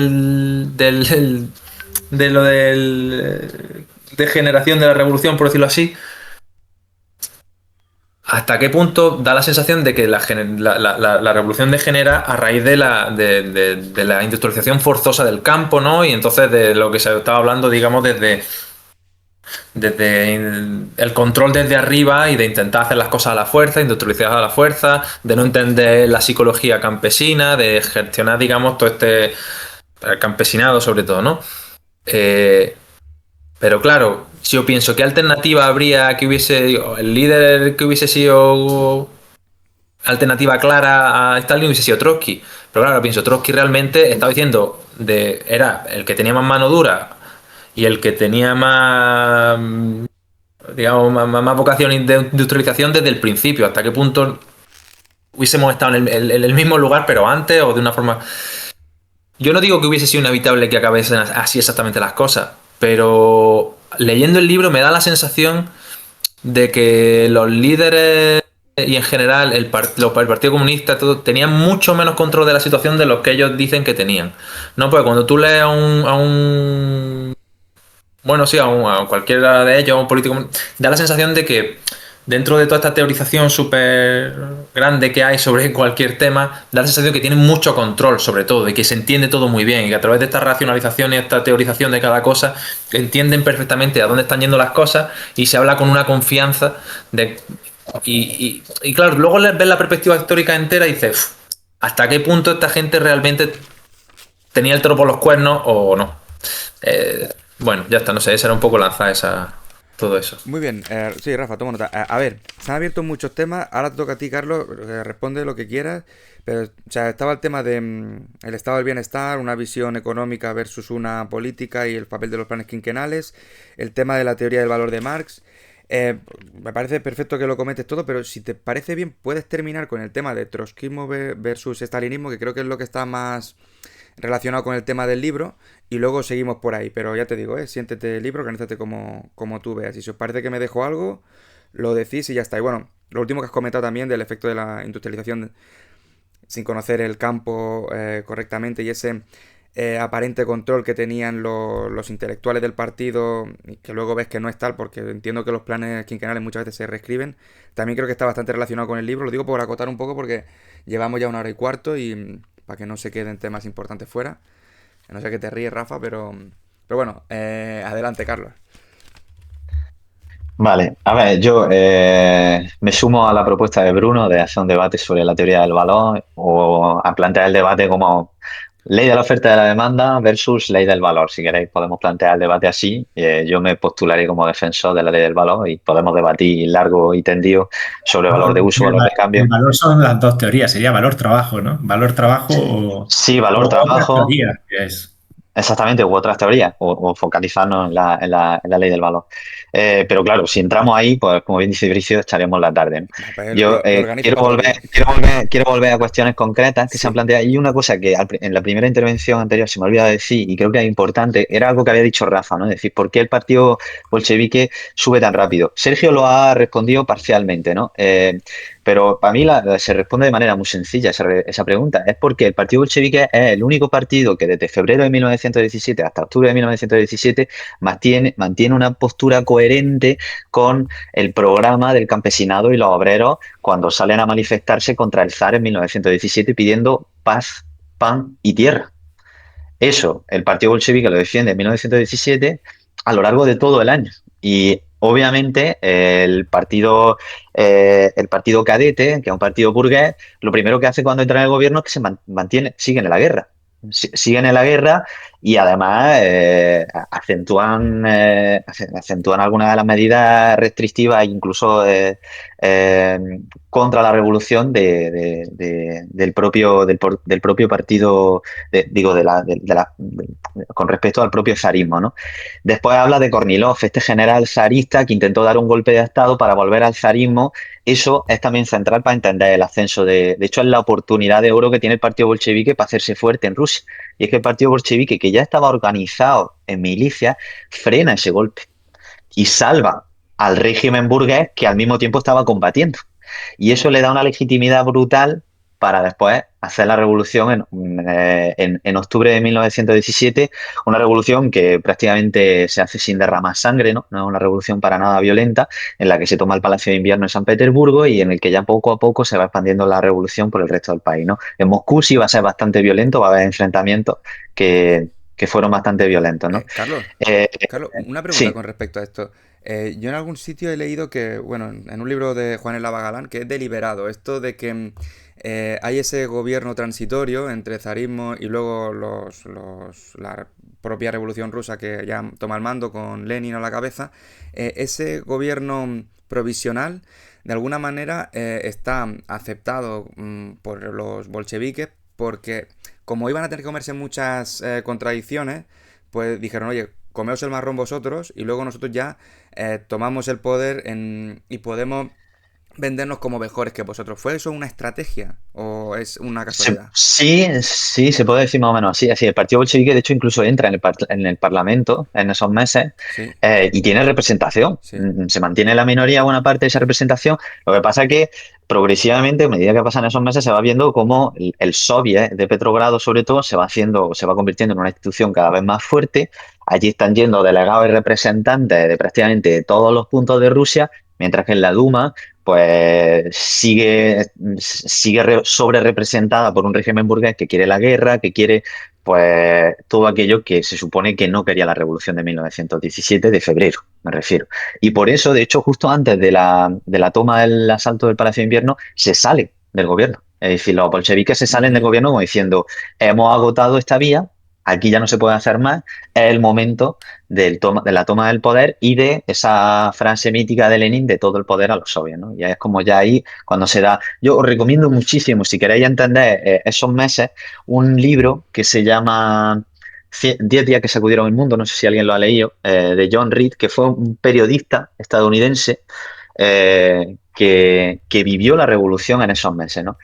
Y que le pilló pues justo lo que pasó en octubre y lo que pasa pocos meses después en, en Rusia, ¿no? Y de hecho, Kafka, y esto es también algo que no hace Carr, ¿no? Carr es muy sistemático, es un historiador que es fiel a sus fuentes, ¿no? Muy elocuente, pero no capta lo que es una revolución como tal, ¿no? Es decir, la explosión, el entusiasmo, la ilusión también que hay en esa revolución, y ese libro sí lo plantea muy bien, ¿no? Y yo creo que eso es una de las claves para entender bien el proceso revolucionario.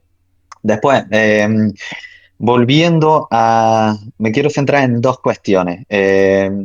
Primero, si queréis, hablamos de la cuestión del trotskismo, la figura de Trotsky, que efectivamente este libro yo creo que rompe bastante el mito del estalinismo, de que, ¿no? Y de hecho, la acusación histórica que se le ha hecho a mí también como militante trotskista, se nos ha hecho muchas veces la acusación de ser unos mencheviques, ¿no? Porque efectivamente Trotsky en la 1905, tuvo un tiempo, unos meses, perteneciendo al ala menchevique, y eso después Stalin lo explotó al máximo para acusarlos de contrarrevolucionarios, etcétera, etcétera, etcétera, etcétera. Pero efectivamente, Trotsky fue mucho más revolucionario en ese sentido que Stalin. De hecho, cuando se plantea el asalto al Palacio de Invierno en octubre de 1917, Lenin y Trotsky son las figuras que consiguen convencer al partido de hacerlo, y figuras como Kamenev, Zinoviev y Stalin están en contra. Ellos, de hecho, Stalin dice que no, que hay que confiar en el gobierno burgués, en el gobierno provisional, ¿no? Es decir, entonces, acusar a los trotskistas en ese sentido de contrarrevolucionarios tiene más que ver con otra cosa. Tienes parte de razón en el sentido de que, Bruno, muchos partidos trotskistas, ¿no? Han derivado también en una institucionalización y en una aceptación de la vía burocrática, o sobre todo de la vía más socialdemócrata, si se quiere, del poder, ¿no? Un ejemplo, por ejemplo, en Argentina, ¿no? En Argentina el Partido Obrero o incluso en Brasil, entiende también que hay que, pues, que hay que trabajar con la burguesía. En fin, han abandonado buena parte de esos supuestos, pero bueno, igual que lo ha hecho también el estalinismo, ¿no? Cuando el estalinismo en los años 70 abraza el eurocomunismo y entiende que hay que construir socialdemocracias fuertes, hay que abandonar, de hecho, el Partido Comunista Español. De hecho, tu partido es una escisión de ese Partido Comunista, porque el Partido Comunista Español se desvincula abiertamente del leninismo en los años 70, diciendo que, que la herramienta de negociación ya no es la huelga, sino la negociación trabajador-empresario a nivel de, pues, a nivel de patronal sindicato, ¿no? No se usa la herramienta de huelga como herramienta de lucha desde la clase trabajadora. Y yo creo que todo esto explica también al final un poco el papel del partido bolchevique, y también yo creo que lo que debe de plantearse un partido revolucionario si se quiere ser revolucionario, ¿no?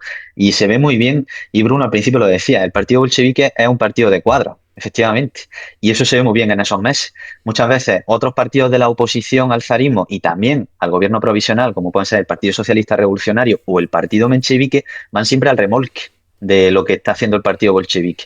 Y de hecho, una vez que triunfa la revolución en octubre, entran y salen varias veces del gobierno diciendo estamos, no estamos, ¿qué hacemos? No tenían claro su programa, cuando los bolcheviques sí tenían un programa muy claro, y por eso consiguen triunfar dentro de la Revolución Rusa en esos primeros meses, ¿no?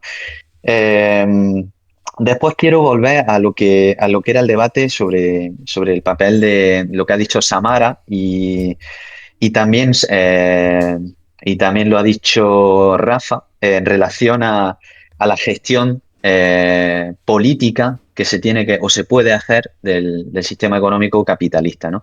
Eh, yo creo que al final, si yo he entendido muy bien, eh, la realidad política europea, si se gestionara bien el capital europeo, se podría ser competitivo frente a las chinas sin renunciar a una serie de victorias de la clase trabajadora, de derechos laborales, etcétera, etcétera, etcétera, etcétera. Yo pienso que eso no es posible, y creo que la respuesta es muy sencilla. No hay una gestión política si no hay una gestión económica. Y el problema que tiene el capitalismo europeo es que no gestiona la economía. La política no gestiona la economía. ¿Por qué? Porque la economía, a través de las empresas, a través de los lobbies, por eso, por ejemplo, hemos visto en el pasado cómo PP y PSOE se han puesto de acuerdo en minutos para, por ejemplo, en el año 2011, aprobar esta ley que priorizaba el pago de la deuda por encima de absolutamente todo, ¿no? Es decir, los partidos políticos no hay una soberanía económica en nuestros países. Por eso no tiene sentido hablar, o pienso yo, hablar de eso. ¿Cómo hay una posibilidad de responder a eso? ¿No? Como planteaba Samara, ¿hay una posibilidad de defender los derechos laborales? Yo creo que sí, pero no creo que eso esté en la gestión política. Yo creo que está en la movilización social desde abajo, y en la creación de herramientas de resistencia, como por ejemplo puede ser la huelga, para defender eso. Yo eso lo tengo claro. A día de hoy, el problema que está teniendo el capitalismo europeo y occidental en general es que está bueno, esto podemos discutirlo también, ¿no? Pero desde los años 70 se ha visto cómo había una caída general de la tasa de la rentabilidad y esa caída general de la tasa de la rentabilidad pues está también incidiendo de manera cada vez más fuerte en la capacidad de repartir la riqueza. Y por eso los estados cada vez tienen peores condiciones para poder repartir la riqueza en Europa y en concreto, en el caso europeo, se puede ver cómo, por ejemplo, pues, desde los años 70 hasta ahora, los salarios que en 1970 representaban aproximadamente el 50% de la economía, del dinero que se movía, del pastel, por decirlo así, ¿no? A día de hoy no llegan al 30%. Es decir, el pastel en ese sentido está repartido de manera cada vez peor. Y yo, evidentemente, en ese sentido pienso que el canciller alemán, cuando hace esa afirmación, no lo hace pensando en la defensa de la clase trabajadora, lo hace pensando en la defensa de los intereses de la burguesía. Es decir, ellos utilizan el Estado como una herramienta para enriquecerse, igual que lo hizo el capitalismo en el siglo XIX con el imperialismo. El imperialismo no era rentable. Igual Samara lo decía, las guerras no son rentables. No son rentables para los que morimos y para los que las pagamos, ¿no? Pero son rentables para aquellos que obtienen negocios en esas guerras o en esos proyectos colonialistas, ¿no? El proyecto colonial británico era un agujero para el Estado británico bestial. ¿Pero por qué se sostuvo tanto tiempo? Pues porque una serie de empresas británicas se hicieron de oro, ¿no? Y tenían la capacidad de presionar, ¿no? A eso. Perdón por extenderme tanto, me callo. No. Vale, ahora tengo apuntado Soto, Sergio, Rafa. ¿Correcto? Venga, Soto. Y bueno, yo quería comentar la lucha un poco de Trotsky y Stalin. Y bueno, y la idea de que los partidos puedan ser democráticos, que creo que también es un poco un tema de debate interesante, porque a mí me gusta la frase que siempre escucho de la ley de hierro de la oligarquía, ¿no? Que al final todo movimiento político al final tiende a ser controlado por una élite, ¿no? Y yo creo que un poco el conflicto y el odio... Stalin-Trotsky, aparte de esas distintas ideas, es una lucha de poder porque al final el partido se lo puede controlar una persona, ¿no? Y creo que eso pasa también en los movimientos políticos que vemos en España y en otros países que al final acaban siendo controlados por una élite pequeña. Y luego también me gustaba la idea, cómo se ve que ellos eran muy... es decir, la idea de que puedas controlar la economía de una manera tan centralizada, ¿no? Y cómo al final ven que tienen muchísimos problemas y que las cosas no son tan fáciles, ¿no? Y que prueban error y, bueno, las consecuencias son desastrosas, ¿no? El intento ese de colectivizar el campo con la resistencia de los campesinos que llegó a esta hambruna, ¿no? A esta idea y luego a ineficiencias, ¿no? Ese modelo colectivo, esa colectivización del campo que luego fue muy improductivo y llevó a esa hambruna, ¿no? Esa es un poco la idea. Y luego, bueno, solo por comentar esta idea de que es un problema del capitalismo y de que son los gobernantes los que tienen la idea de que enriquecer a las empresas. Bueno, yo ahí no estoy de acuerdo, ¿no? Eso creo que también es un tema que se puede debatir mucho. Y por decir que... Bueno, otro también lo que se dice es que hay mucha regulación en Europa, ¿no? Que el problema también es que no se deja a las empresas florecer y por eso un poco Europa se queda un poco atrás también, ¿no? No es simplemente las condiciones de los trabajadores, sino es que, bueno, es muy difícil innovar y cuando una empresa innova en Europa se va a Estados Unidos, ¿no? Bueno, eso sería un poco también que se puede debatir. Vale, muy bien. Pues Sergio, tu turno. Bueno, volviendo un poco a lo de Trotsky, Stalin y luego también el tema del reformismo, tener un comunismo mucho más directo, yo lo que entiendo es que de los personajes que aparecen en el libro, creo que Buchanan es el que representa más el reformismo porque es el que dice, bueno, vamos a tomárnoslo con calma, ¿no? Y luego sobre el hecho de que Trotsky y Stalin sean o tengan una idea de llevar la industrialización de la misma manera. Luego la pregunta es ¿por qué Stalin y no Trotsky? Me da la sensación, y eso también se puede ver lo que ha dicho Carlos, ¿no? De que al principio Stalin y Kamenev estaban como de acuerdo con el gobierno provisional. Me da la sensación de que Stalin siempre, por encima de todo, ha sido como nacionalista para su persona, ¿no? Del plan, vamos a ver cómo soy capaz de llegar al poder. Y esto se ve desde un principio, porque en el momento en el que ya se ve que Lenin tiene una enfermedad terminal y de que él siempre se mantiene como en una segunda línea, ¿no? Esperando a ver qué es lo que se va a decir para poder meterse dentro, ¿no? Pero al final, bueno, el objetivo luego, o sea, al final llega donde llega. Entonces, la pregunta que también un poco se hablaba un poco de la inevitabilidad de la revolución, querría abrir el debate sobre la industrialización forzada. ¿Era inevitable? ¿O el punto de vista de Bukharin hubiera podido ser posible? Y luego, ¿qué consecuencias hubiera tenido esto? Porque quizás yo estoy extrapolando demasiado, imaginándome muchísimas cosas, pero también un poco en la Segunda Guerra Mundial. A ver, por eso digo que es un poco extrapolar muchísimo, ¿no? Y seguramente estaré equivocado, pero opino, esta actitud que quizá se tuvo durante la industrialización forzada, quizá ha ayudado al hecho de que sin la Unión Soviética la Segunda Guerra Mundial se hubiera perdido, ¿no? Porque yo pienso que quizá Hitler hubiera conseguido ah, ser capaz de destruirla o de dominar la Unión Soviética. Y luego, desde el punto de vista industrial, de la industrialización, lo que ha dicho José Soto respecto a las hambrunas, creo que también es un buen momento quizá para sacar el tema de lo que te hablé, David, sobre el tema de la... Química. Sí. Vale. A ver, una de las cosas que yo he visto en el libro es de que cada año uno de los temas es a ver qué está el tema de la cullita, cosecha. la recolección del grano, ¿no? Sí, cosecha. En esta época existían hambrunas y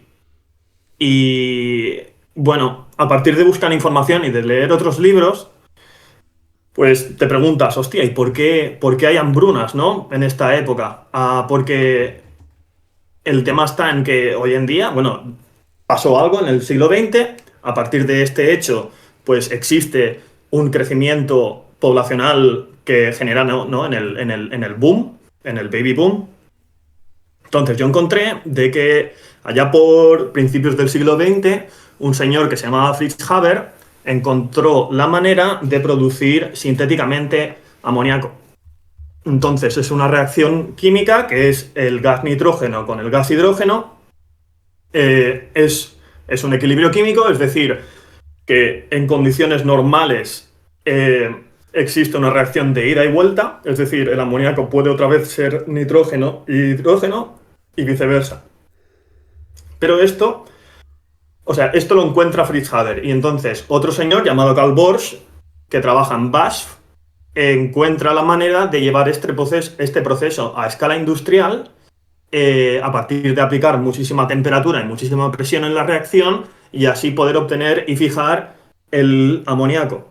Este amoníaco es el principio de la creación de dos cosas. Primero, los fertilizantes. Entonces, yo creo que las hambrunas en la Unión Soviética también están un poco conectadas a la falta de industrialización. Creo que la falta de industrialización, porque en el libro hablan muchísimo de los tractores van a llevar a, ¿sabes? Van a ayudar a la revolución, al establecimiento del socialismo y tal y cual, pero yo no creo que el tema solo estuviera relacionado con el tema de los tractores y de la mecánica. Yo creo que también está muy relacionado con el hecho de estas hambrunas son provocadas por la falta de industria, por la falta de fertilizantes y creo que por eso, en cierta manera, era importante para evitar las hambrunas en el futuro la integración de estos procesos industriales que dieran fertilizantes.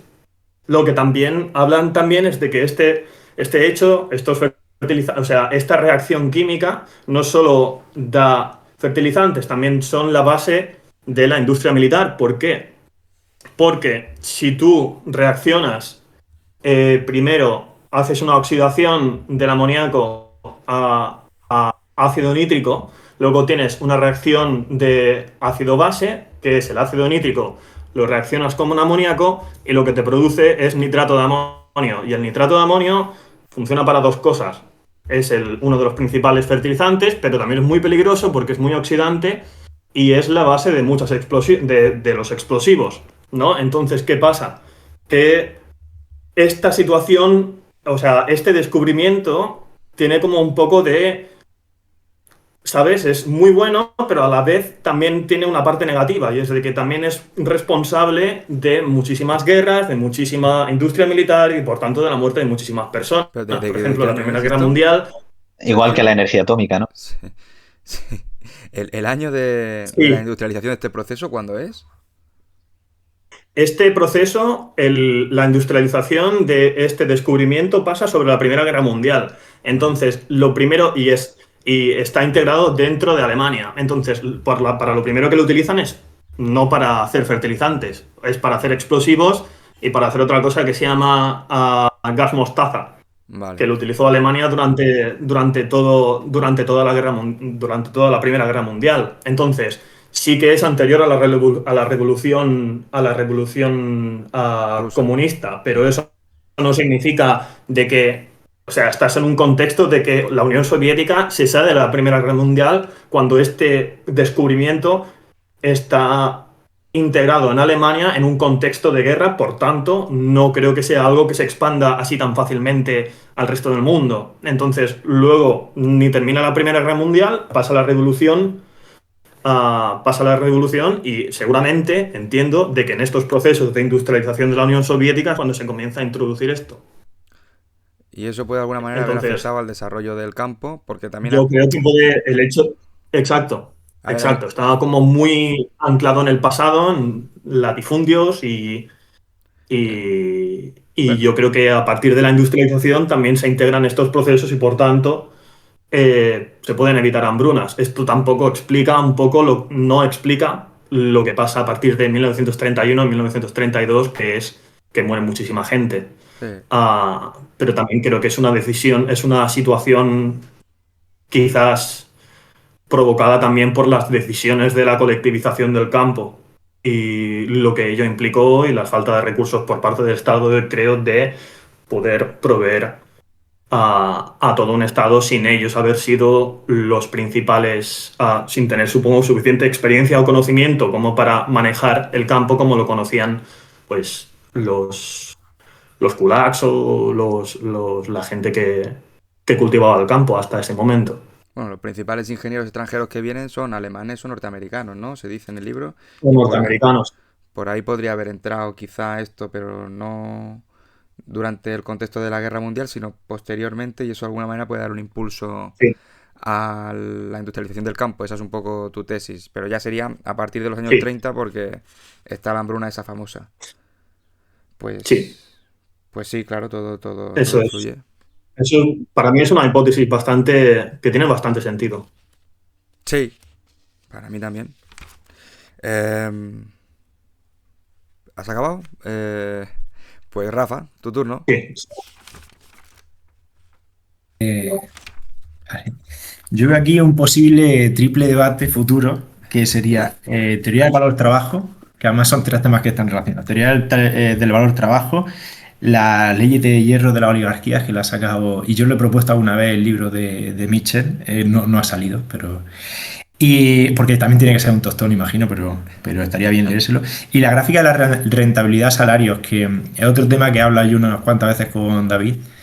Y esa gráfica de rentabilidad salario, el desacople de la rentabilidad con los salarios, yo creo que da para debate también, ¿eh? Porque el articulillo ese que salió diciendo el desacople entre rentabilidad y salario tiene algún problema de metodología, ¿eh? Y que yo creo que no es tan serio como... Y se propone nuevamente como un artículo bastante serio y tiene algunos problemas que me parece bien también leernos el artículo y hablar del desacople. Porque en el desacople, por lo visto, no tiene en cuenta, esto porque se utiliza mucho, la gráfica del desacople entre salario y rentabilidad, se utiliza mucho para hablar desde la izquierda del triunfo a partir de los años 80, o de los años 70, 80, del triunfo de otra vez del liberalismo, ¿no? Frente a la época dorada del capitalismo que fue la previa. Y yo creo que, yo estoy de acuerdo, aunque estoy en contra de lo que pasó a partir de los años 80 a nivel político, pero no sé yo si esa gráfica es muy útil para representarlo.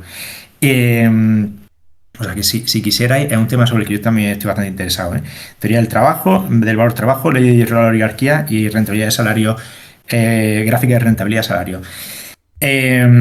Como un tema interesante, yo creo que algunos de los de aquí pues es que les interese. Lo de la revolución verde, esto de que yo me lo estuve estudiando bueno, la revolución verde me refiero a cuando empezaron a utilizarse los fertilizantes y en cada uno de los países, pues aparte de que apareciera el palo de hockey este típico que representa como un país se industrializa y tal, la revolución verde en España, pero yo creo que fue en casi toda Europa cuando empezó a utilizarse los fertilizantes y realmente hubo excedentes de grano en toda Europa de manera de manera en la que las sequías ya no afectaban tanto al tema de la producción y efectivamente dejó de ser tanto un problema. En España pasó, bueno, pues con Franco, ¿no? A partir de la época franquista, que cuando se empezaron a utilizar los fertilizantes. Pero el tema de los tractores es también súper importante, ¿eh? O sea, porque has dicho que a lo mejor tú piensas que es más importante el tema químico. Y en el libro sobre historia de España, que por cierto lo tengo aquí para dejárselo a David, que se lo daré este sábado, te habla de que un problema muy grande que había en España, pero bueno, que lo habría en todos los sitios, ¿no? Es que los pequeños propietarios de grano no eran muy eficientes cuando ya se tenía, bueno, antes tampoco, ¿no? Pero quiero decir, cuando ya se tenía tractores, no eran muy eficientes que las parcelas fuesen relativamente pequeñas, ¿no? Hacían mucho más eficiente que a partir de tener 20, 30 hectáreas lo tuviese un solo propietario, porque con el mismo tractor te daba tiempo a trabajar tú la tierra a nivel familiar y producir una manera más o menos óptima. Entonces, la reestructuración también una de las cosas que se quería hacer con la desamortización, que no se hizo muy bien, pero era también un intento de reestructuración de la propiedad para que en las zonas de Castilla, bueno, claro, esto se hizo en todos sitios, en corto momento, tengo que irme. Vale. Pues nada, sé que Carlos quería luego responder a eso del tema de la oligarquía. Lo veré en el vídeo cuando responda. Perfecto. Vale, lo siento, contigo. pero bueno. No te preocupes. Gracias, ha sido un debate muy interesante. No aporta tanto porque al final aquí los expertos saben más que yo sobre todo el tema. Pero me gusta mucho, he aprendido mucho, la verdad. Muy bien. Pues nada, vale, un abrazo, tío. Hasta luego. Un abrazo. Y bueno, la verdad que me estoy metiendo con muchos temas que no son tanto de la Unión Soviética. Entonces voy a sacar otro, pero bueno, que todos estos temas me gustan mucho, bueno, sí, el último sí estaba relacionado, que era el tema de cómo hacer más rentable la tierra cuando la explotas para grano, que luego otro tema es cuando la explotas para otra cosa, pero lo importante en Rusia era el grano, ¿no? Era los cereales, me refiero. Y claro, cuando empezaron a hacerse más esta palabra no creo que la pronuncie bien, los soljozi y los bueno, sabéis las dos a las que me refiero, ¿no? Empezaron a poder ser y hacer esas fábricas de grano, pudo empezar a que la estructura de la tierra estuviese un poco más aparejada, ¿no? Y que hubiese una sinergia entre los tamaños de las explotaciones de la tierra. Pero claro, es que también empezó a pasar, yo imagino, a partir del año después de la última hambruna, del 32-33, empezaría a pasar a lo mejor más el hecho de que a lo mejor penetraba más el tema de los fertilizantes. Eso ya no tengo ni idea, cuando en la Unión Soviética empezaron a penetrar más los fertilizantes. Pero es verdad que la estructura de la tierra también era una cosa que tenía que replantearse para hacer más productiva la tierra, para que se dividiese, en vez de en parcelas pequeñas, en base a familias que antes no utilizaban tractores, ahora a tamaños de familias que sí estructurasen, familias, en este caso ya no, ya con los soljozi y los koljozi estos, que sí fuese la óptima para que la explotación fuese lo más productiva posible. Respecto al tema, otra vez volviendo al tema de China, conflicto entre estado del bienestar, entre un posible estado del bienestar o derechos de los trabajadores y una competitividad a nivel internacional y rentabilidad a nivel internacional y nacional. No existe yo en mi opinión no existe ese conflicto, que lo estaba diciendo antes Carlos bien. Vamos, no existe ese conflicto porque además Estados Unidos ha conseguido, Estados Unidos y toda Europa ha podido conseguir ser competitiva pudiendo avanzar en el estado del bienestar. Y China ahora lo está haciendo. China está siendo competitiva a nivel internacional muy fuertemente, aumentando en su estado del bienestar, en los derechos de los trabajadores. O sea, no hay ese conflicto, en mi opinión, no existe. El problema, yo creo, el punto clave, yo creo que es más el papel que entiende el propio país que el Estado tiene que cumplir dentro del desarrollo de la economía. Y China lo está entendiendo mucho mejor que la Unión Europea y que Estados Unidos. Y bueno, y también por suerte se le ha escapado un poco a la órbita de Estados Unidos y se le ha escapado, bueno, gracias a Dios, gracias a la suerte que ha tenido.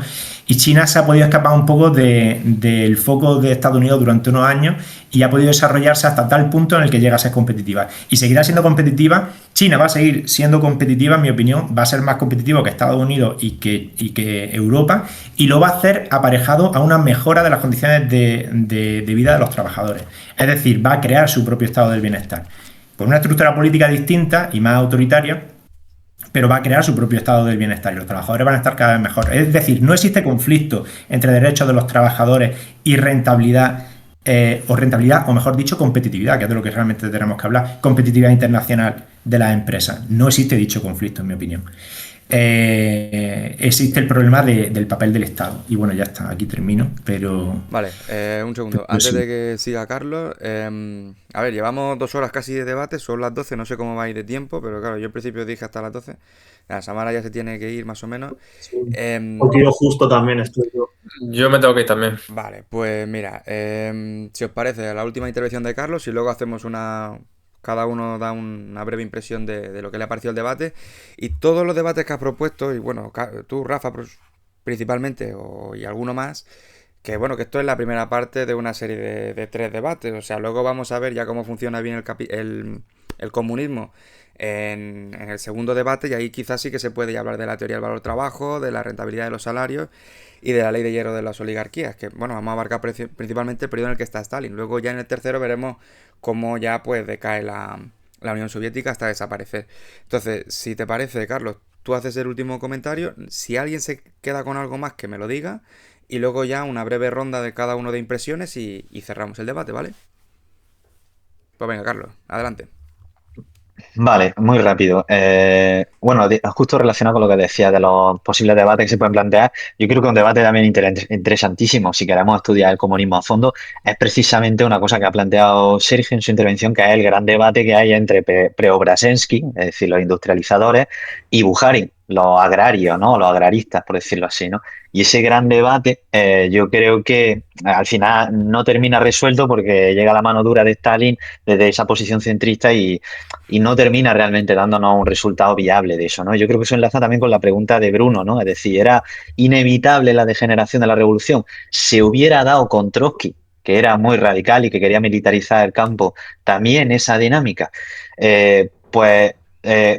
Con Trotsky no lo tengo claro, no lo sabremos nunca, ¿no? Y eso en historia siempre los supuestos a veces no se pueden responder, ¿no? Pero lo que está claro es que Trotsky critica abiertamente esas expropiaciones forzosas y esas colectivizaciones forzosas de grano en los años 30.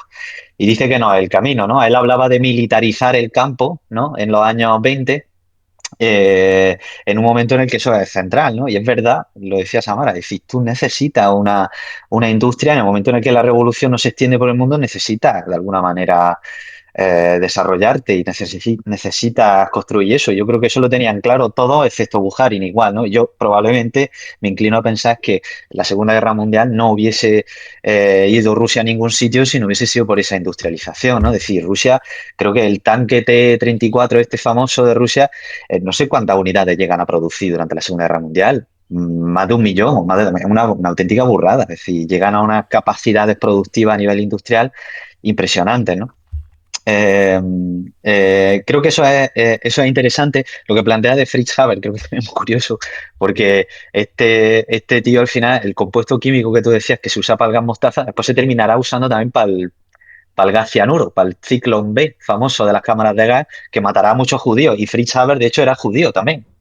Hay un libro que está guapísimo, que es El verdor terrible, que habla sobre todo esto. Y Sí, muy, este libro me lo he leído también. lo has Es leído, ¿no? guapísimo. Pues está Sí, guapísimo, ¿eh? Sí, sí. Y bueno, el tema de la inevitabilidad de la revolución, de la degeneración de la revolución, yo creo que si se supone o suponemos que todas las revoluciones terminan degenerando, eso se supone que tiene que haber una ley que explique eso, ¿no?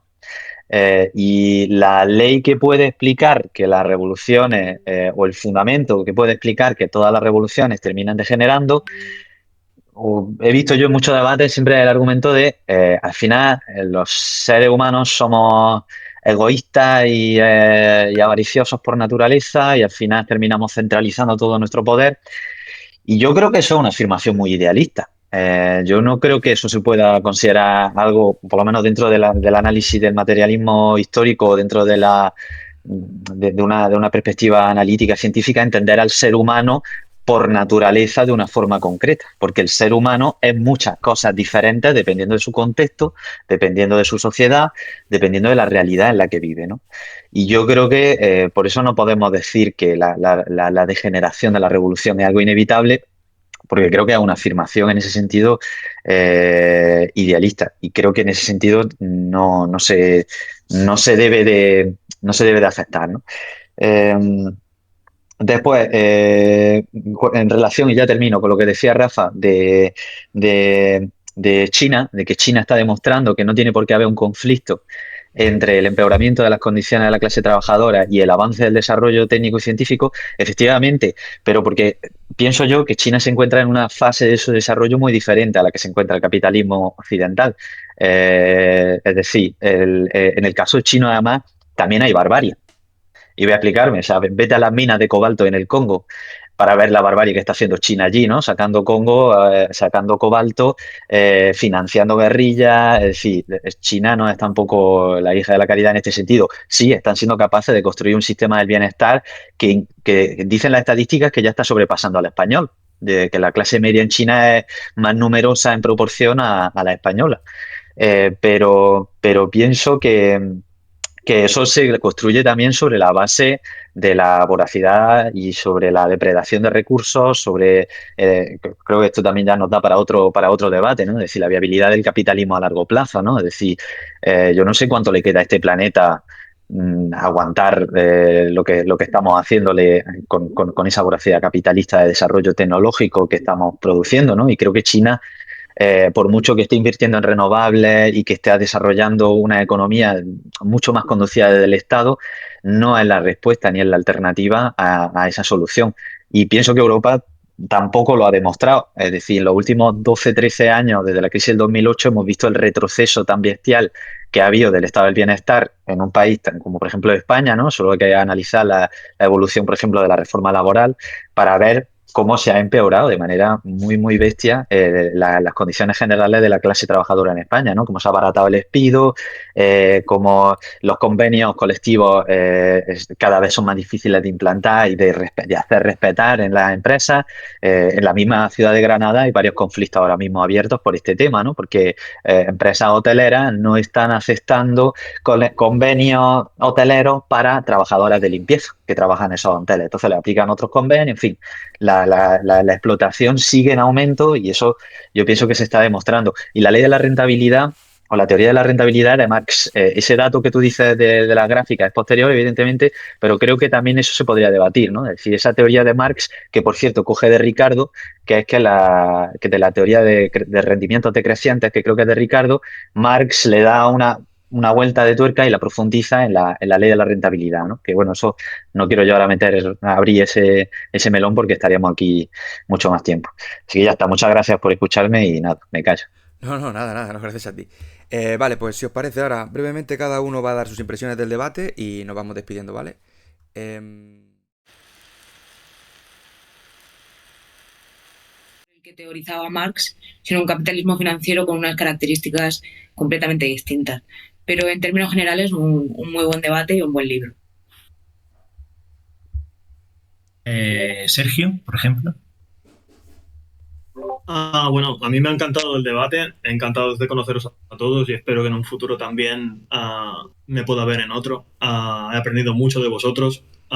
Y luego también respecto al libro, otra vez, a mí el libro este me encanta y una de las cosas que me llama es, hostia, pues a entender mucho más qué es lo que viene después, ¿no? Porque te deja un poco, a mí, en mi opinión, te deja, a mí me ha dejado como corto, ¿sabes? Del plan, quiero saber qué es lo que pasa después, quiero entender el motivo de la hambruna que pasa sobre el año 31-32, quiero entender la limpieza, cuál es el origen de cuando comenzaron a matar a todos los según miembros antiguos del partido y luego también la alianza con Alemania y luego la Segunda Guerra Mundial, no sé, me encanta el tema y, en fin, espero volver en un futuro.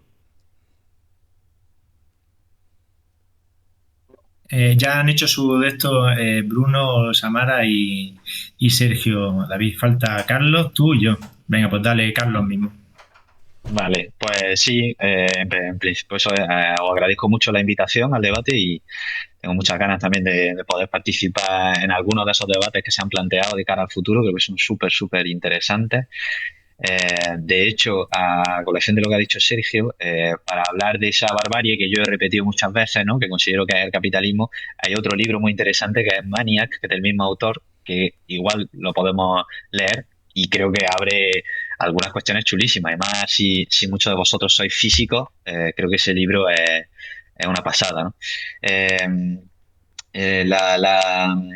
Eh, sí, pienso que este libro aporta muchísimas cosas. Agradezco que Bruno lo propusiera porque creo que es una muy buena herramienta para abrir el debate y de hecho creo que pues eso nos abre un poco para poder realmente entender lo que fue la Revolución Rusa de manera mucho más seria, científica, si se quiere, y ese debate yo pienso que ha sido muy nutritivo. Solo para cerrar, digo que yo saco un poco como conclusión de este debate que para mí la Revolución Rusa no es algo a lo que mirar como diciendo, "Buah, ya está, ¿no? No hay que perder la esperanza en la humanidad", sino al contrario. Yo pienso que la Revolución Rusa si precisamente nos da ideas o nos da cosas, es precisamente recuperar la vocación de cambiar este mundo, ¿no? Porque justo, además, en la semana que estamos viviendo, yo creo que hay que hacer esa reflexión, a ver si esto es inevitable, ya está, nos tenemos que sentar, intentar meternos en nuestro cuartillo y que no nos caigan las bombas a nosotros, o podemos hacer algo, ¿no? Yo creo que esa es un poco la conclusión con la que yo quiero cerrar un debate sobre un tema tan central y tan trascendente, como dice el propio Carr, en la historia reciente, ¿no? Vale, gracias. Pues Rafa, tu turno. Encantadísimo, siempre de estos debatillos. Muy bien elegido el libro, Bruno. Mucho mejor elegido que el mío, de China. Lo votamos Muy entre bien todos, hecho. Rafa, no es culpa tuya. Sí, eso es verdad, eso es verdad. Bueno, pero aquí se sabe que decide David, que es el Stalin del grupo. Sí, sí, eso no lo he Es dicho, pero broma. sí. Y nada, me encantaría el futuro debate ese que estaba comentando. Y el libro yo lo voy a volver a proponer por si sale el de la ley de la oligarquía. A ver si Soto esta vez lo vota. Yo creo que no lo votó la última vez. Y el desacople de la rentabilidad salario, ojalá fuera cierta, porque yo la utilizaba como para luchar contra mis compis liberales, diciendo que efectivamente ese desacople da clara la razón a la izquierda, que trata de decir que efectivamente comieron la tostada los, los propietarios de los medios de producción o los poderosos en general en cualquier país. Pero yo creo que, aunque sí sea verdad, ese último que he dicho no es la gráfica aquella. Y ya está, que encantadísimo. Y a los siguientes dos debates yo me apuntaré, a ver si me da tiempo a leérmelo más tranquilamente, que eso me ha pasado lo que ha dicho Samara, que no me ha dado tiempo a leerlo con la tranquilidad que se merece el libro este, porque está bastante condensadito. Bueno, ya está, ya termino, que se va a quedar muy largo. Muy bien. Eso, chicos. Bueno, disculpad que se me ha caído internet un momento. Bruno, no se ha visto tu valoración, pero bueno, espero que estés contento con lo que has hecho, que has elegido muy bien el libro. Samara, ¿se ha visto la mitad de tu valoración? Bueno, entiendo que no hay mucho problema, en lo que hay. Nada, a mí me ha gustado mucho el libro, me ha gustado mucho el debate. Yo os agradezco a todos que hayáis venido, que os lo hayáis preparado. Y sí, o sea, muchos temas de los que quedan pendientes caben perfectamente en lo que viene después. Ya elegiremos libro, lo vamos a elegir entre todos. Ya os involucraré a los que no estáis dentro del grupo para que podáis votar y proponer libros, pero que sí, que evidentemente todos estáis invitados a este ciclo y si salen más debates que os interesen, también estáis invitados, ¿vale? Así que nada, muchas gracias por vuestro compromiso y hasta la próxima, ¿vale? Venga, un abrazo. Adiós, chicos. Adiós, un abrazo. Luego. Adiós, muchas gracias. Adiós.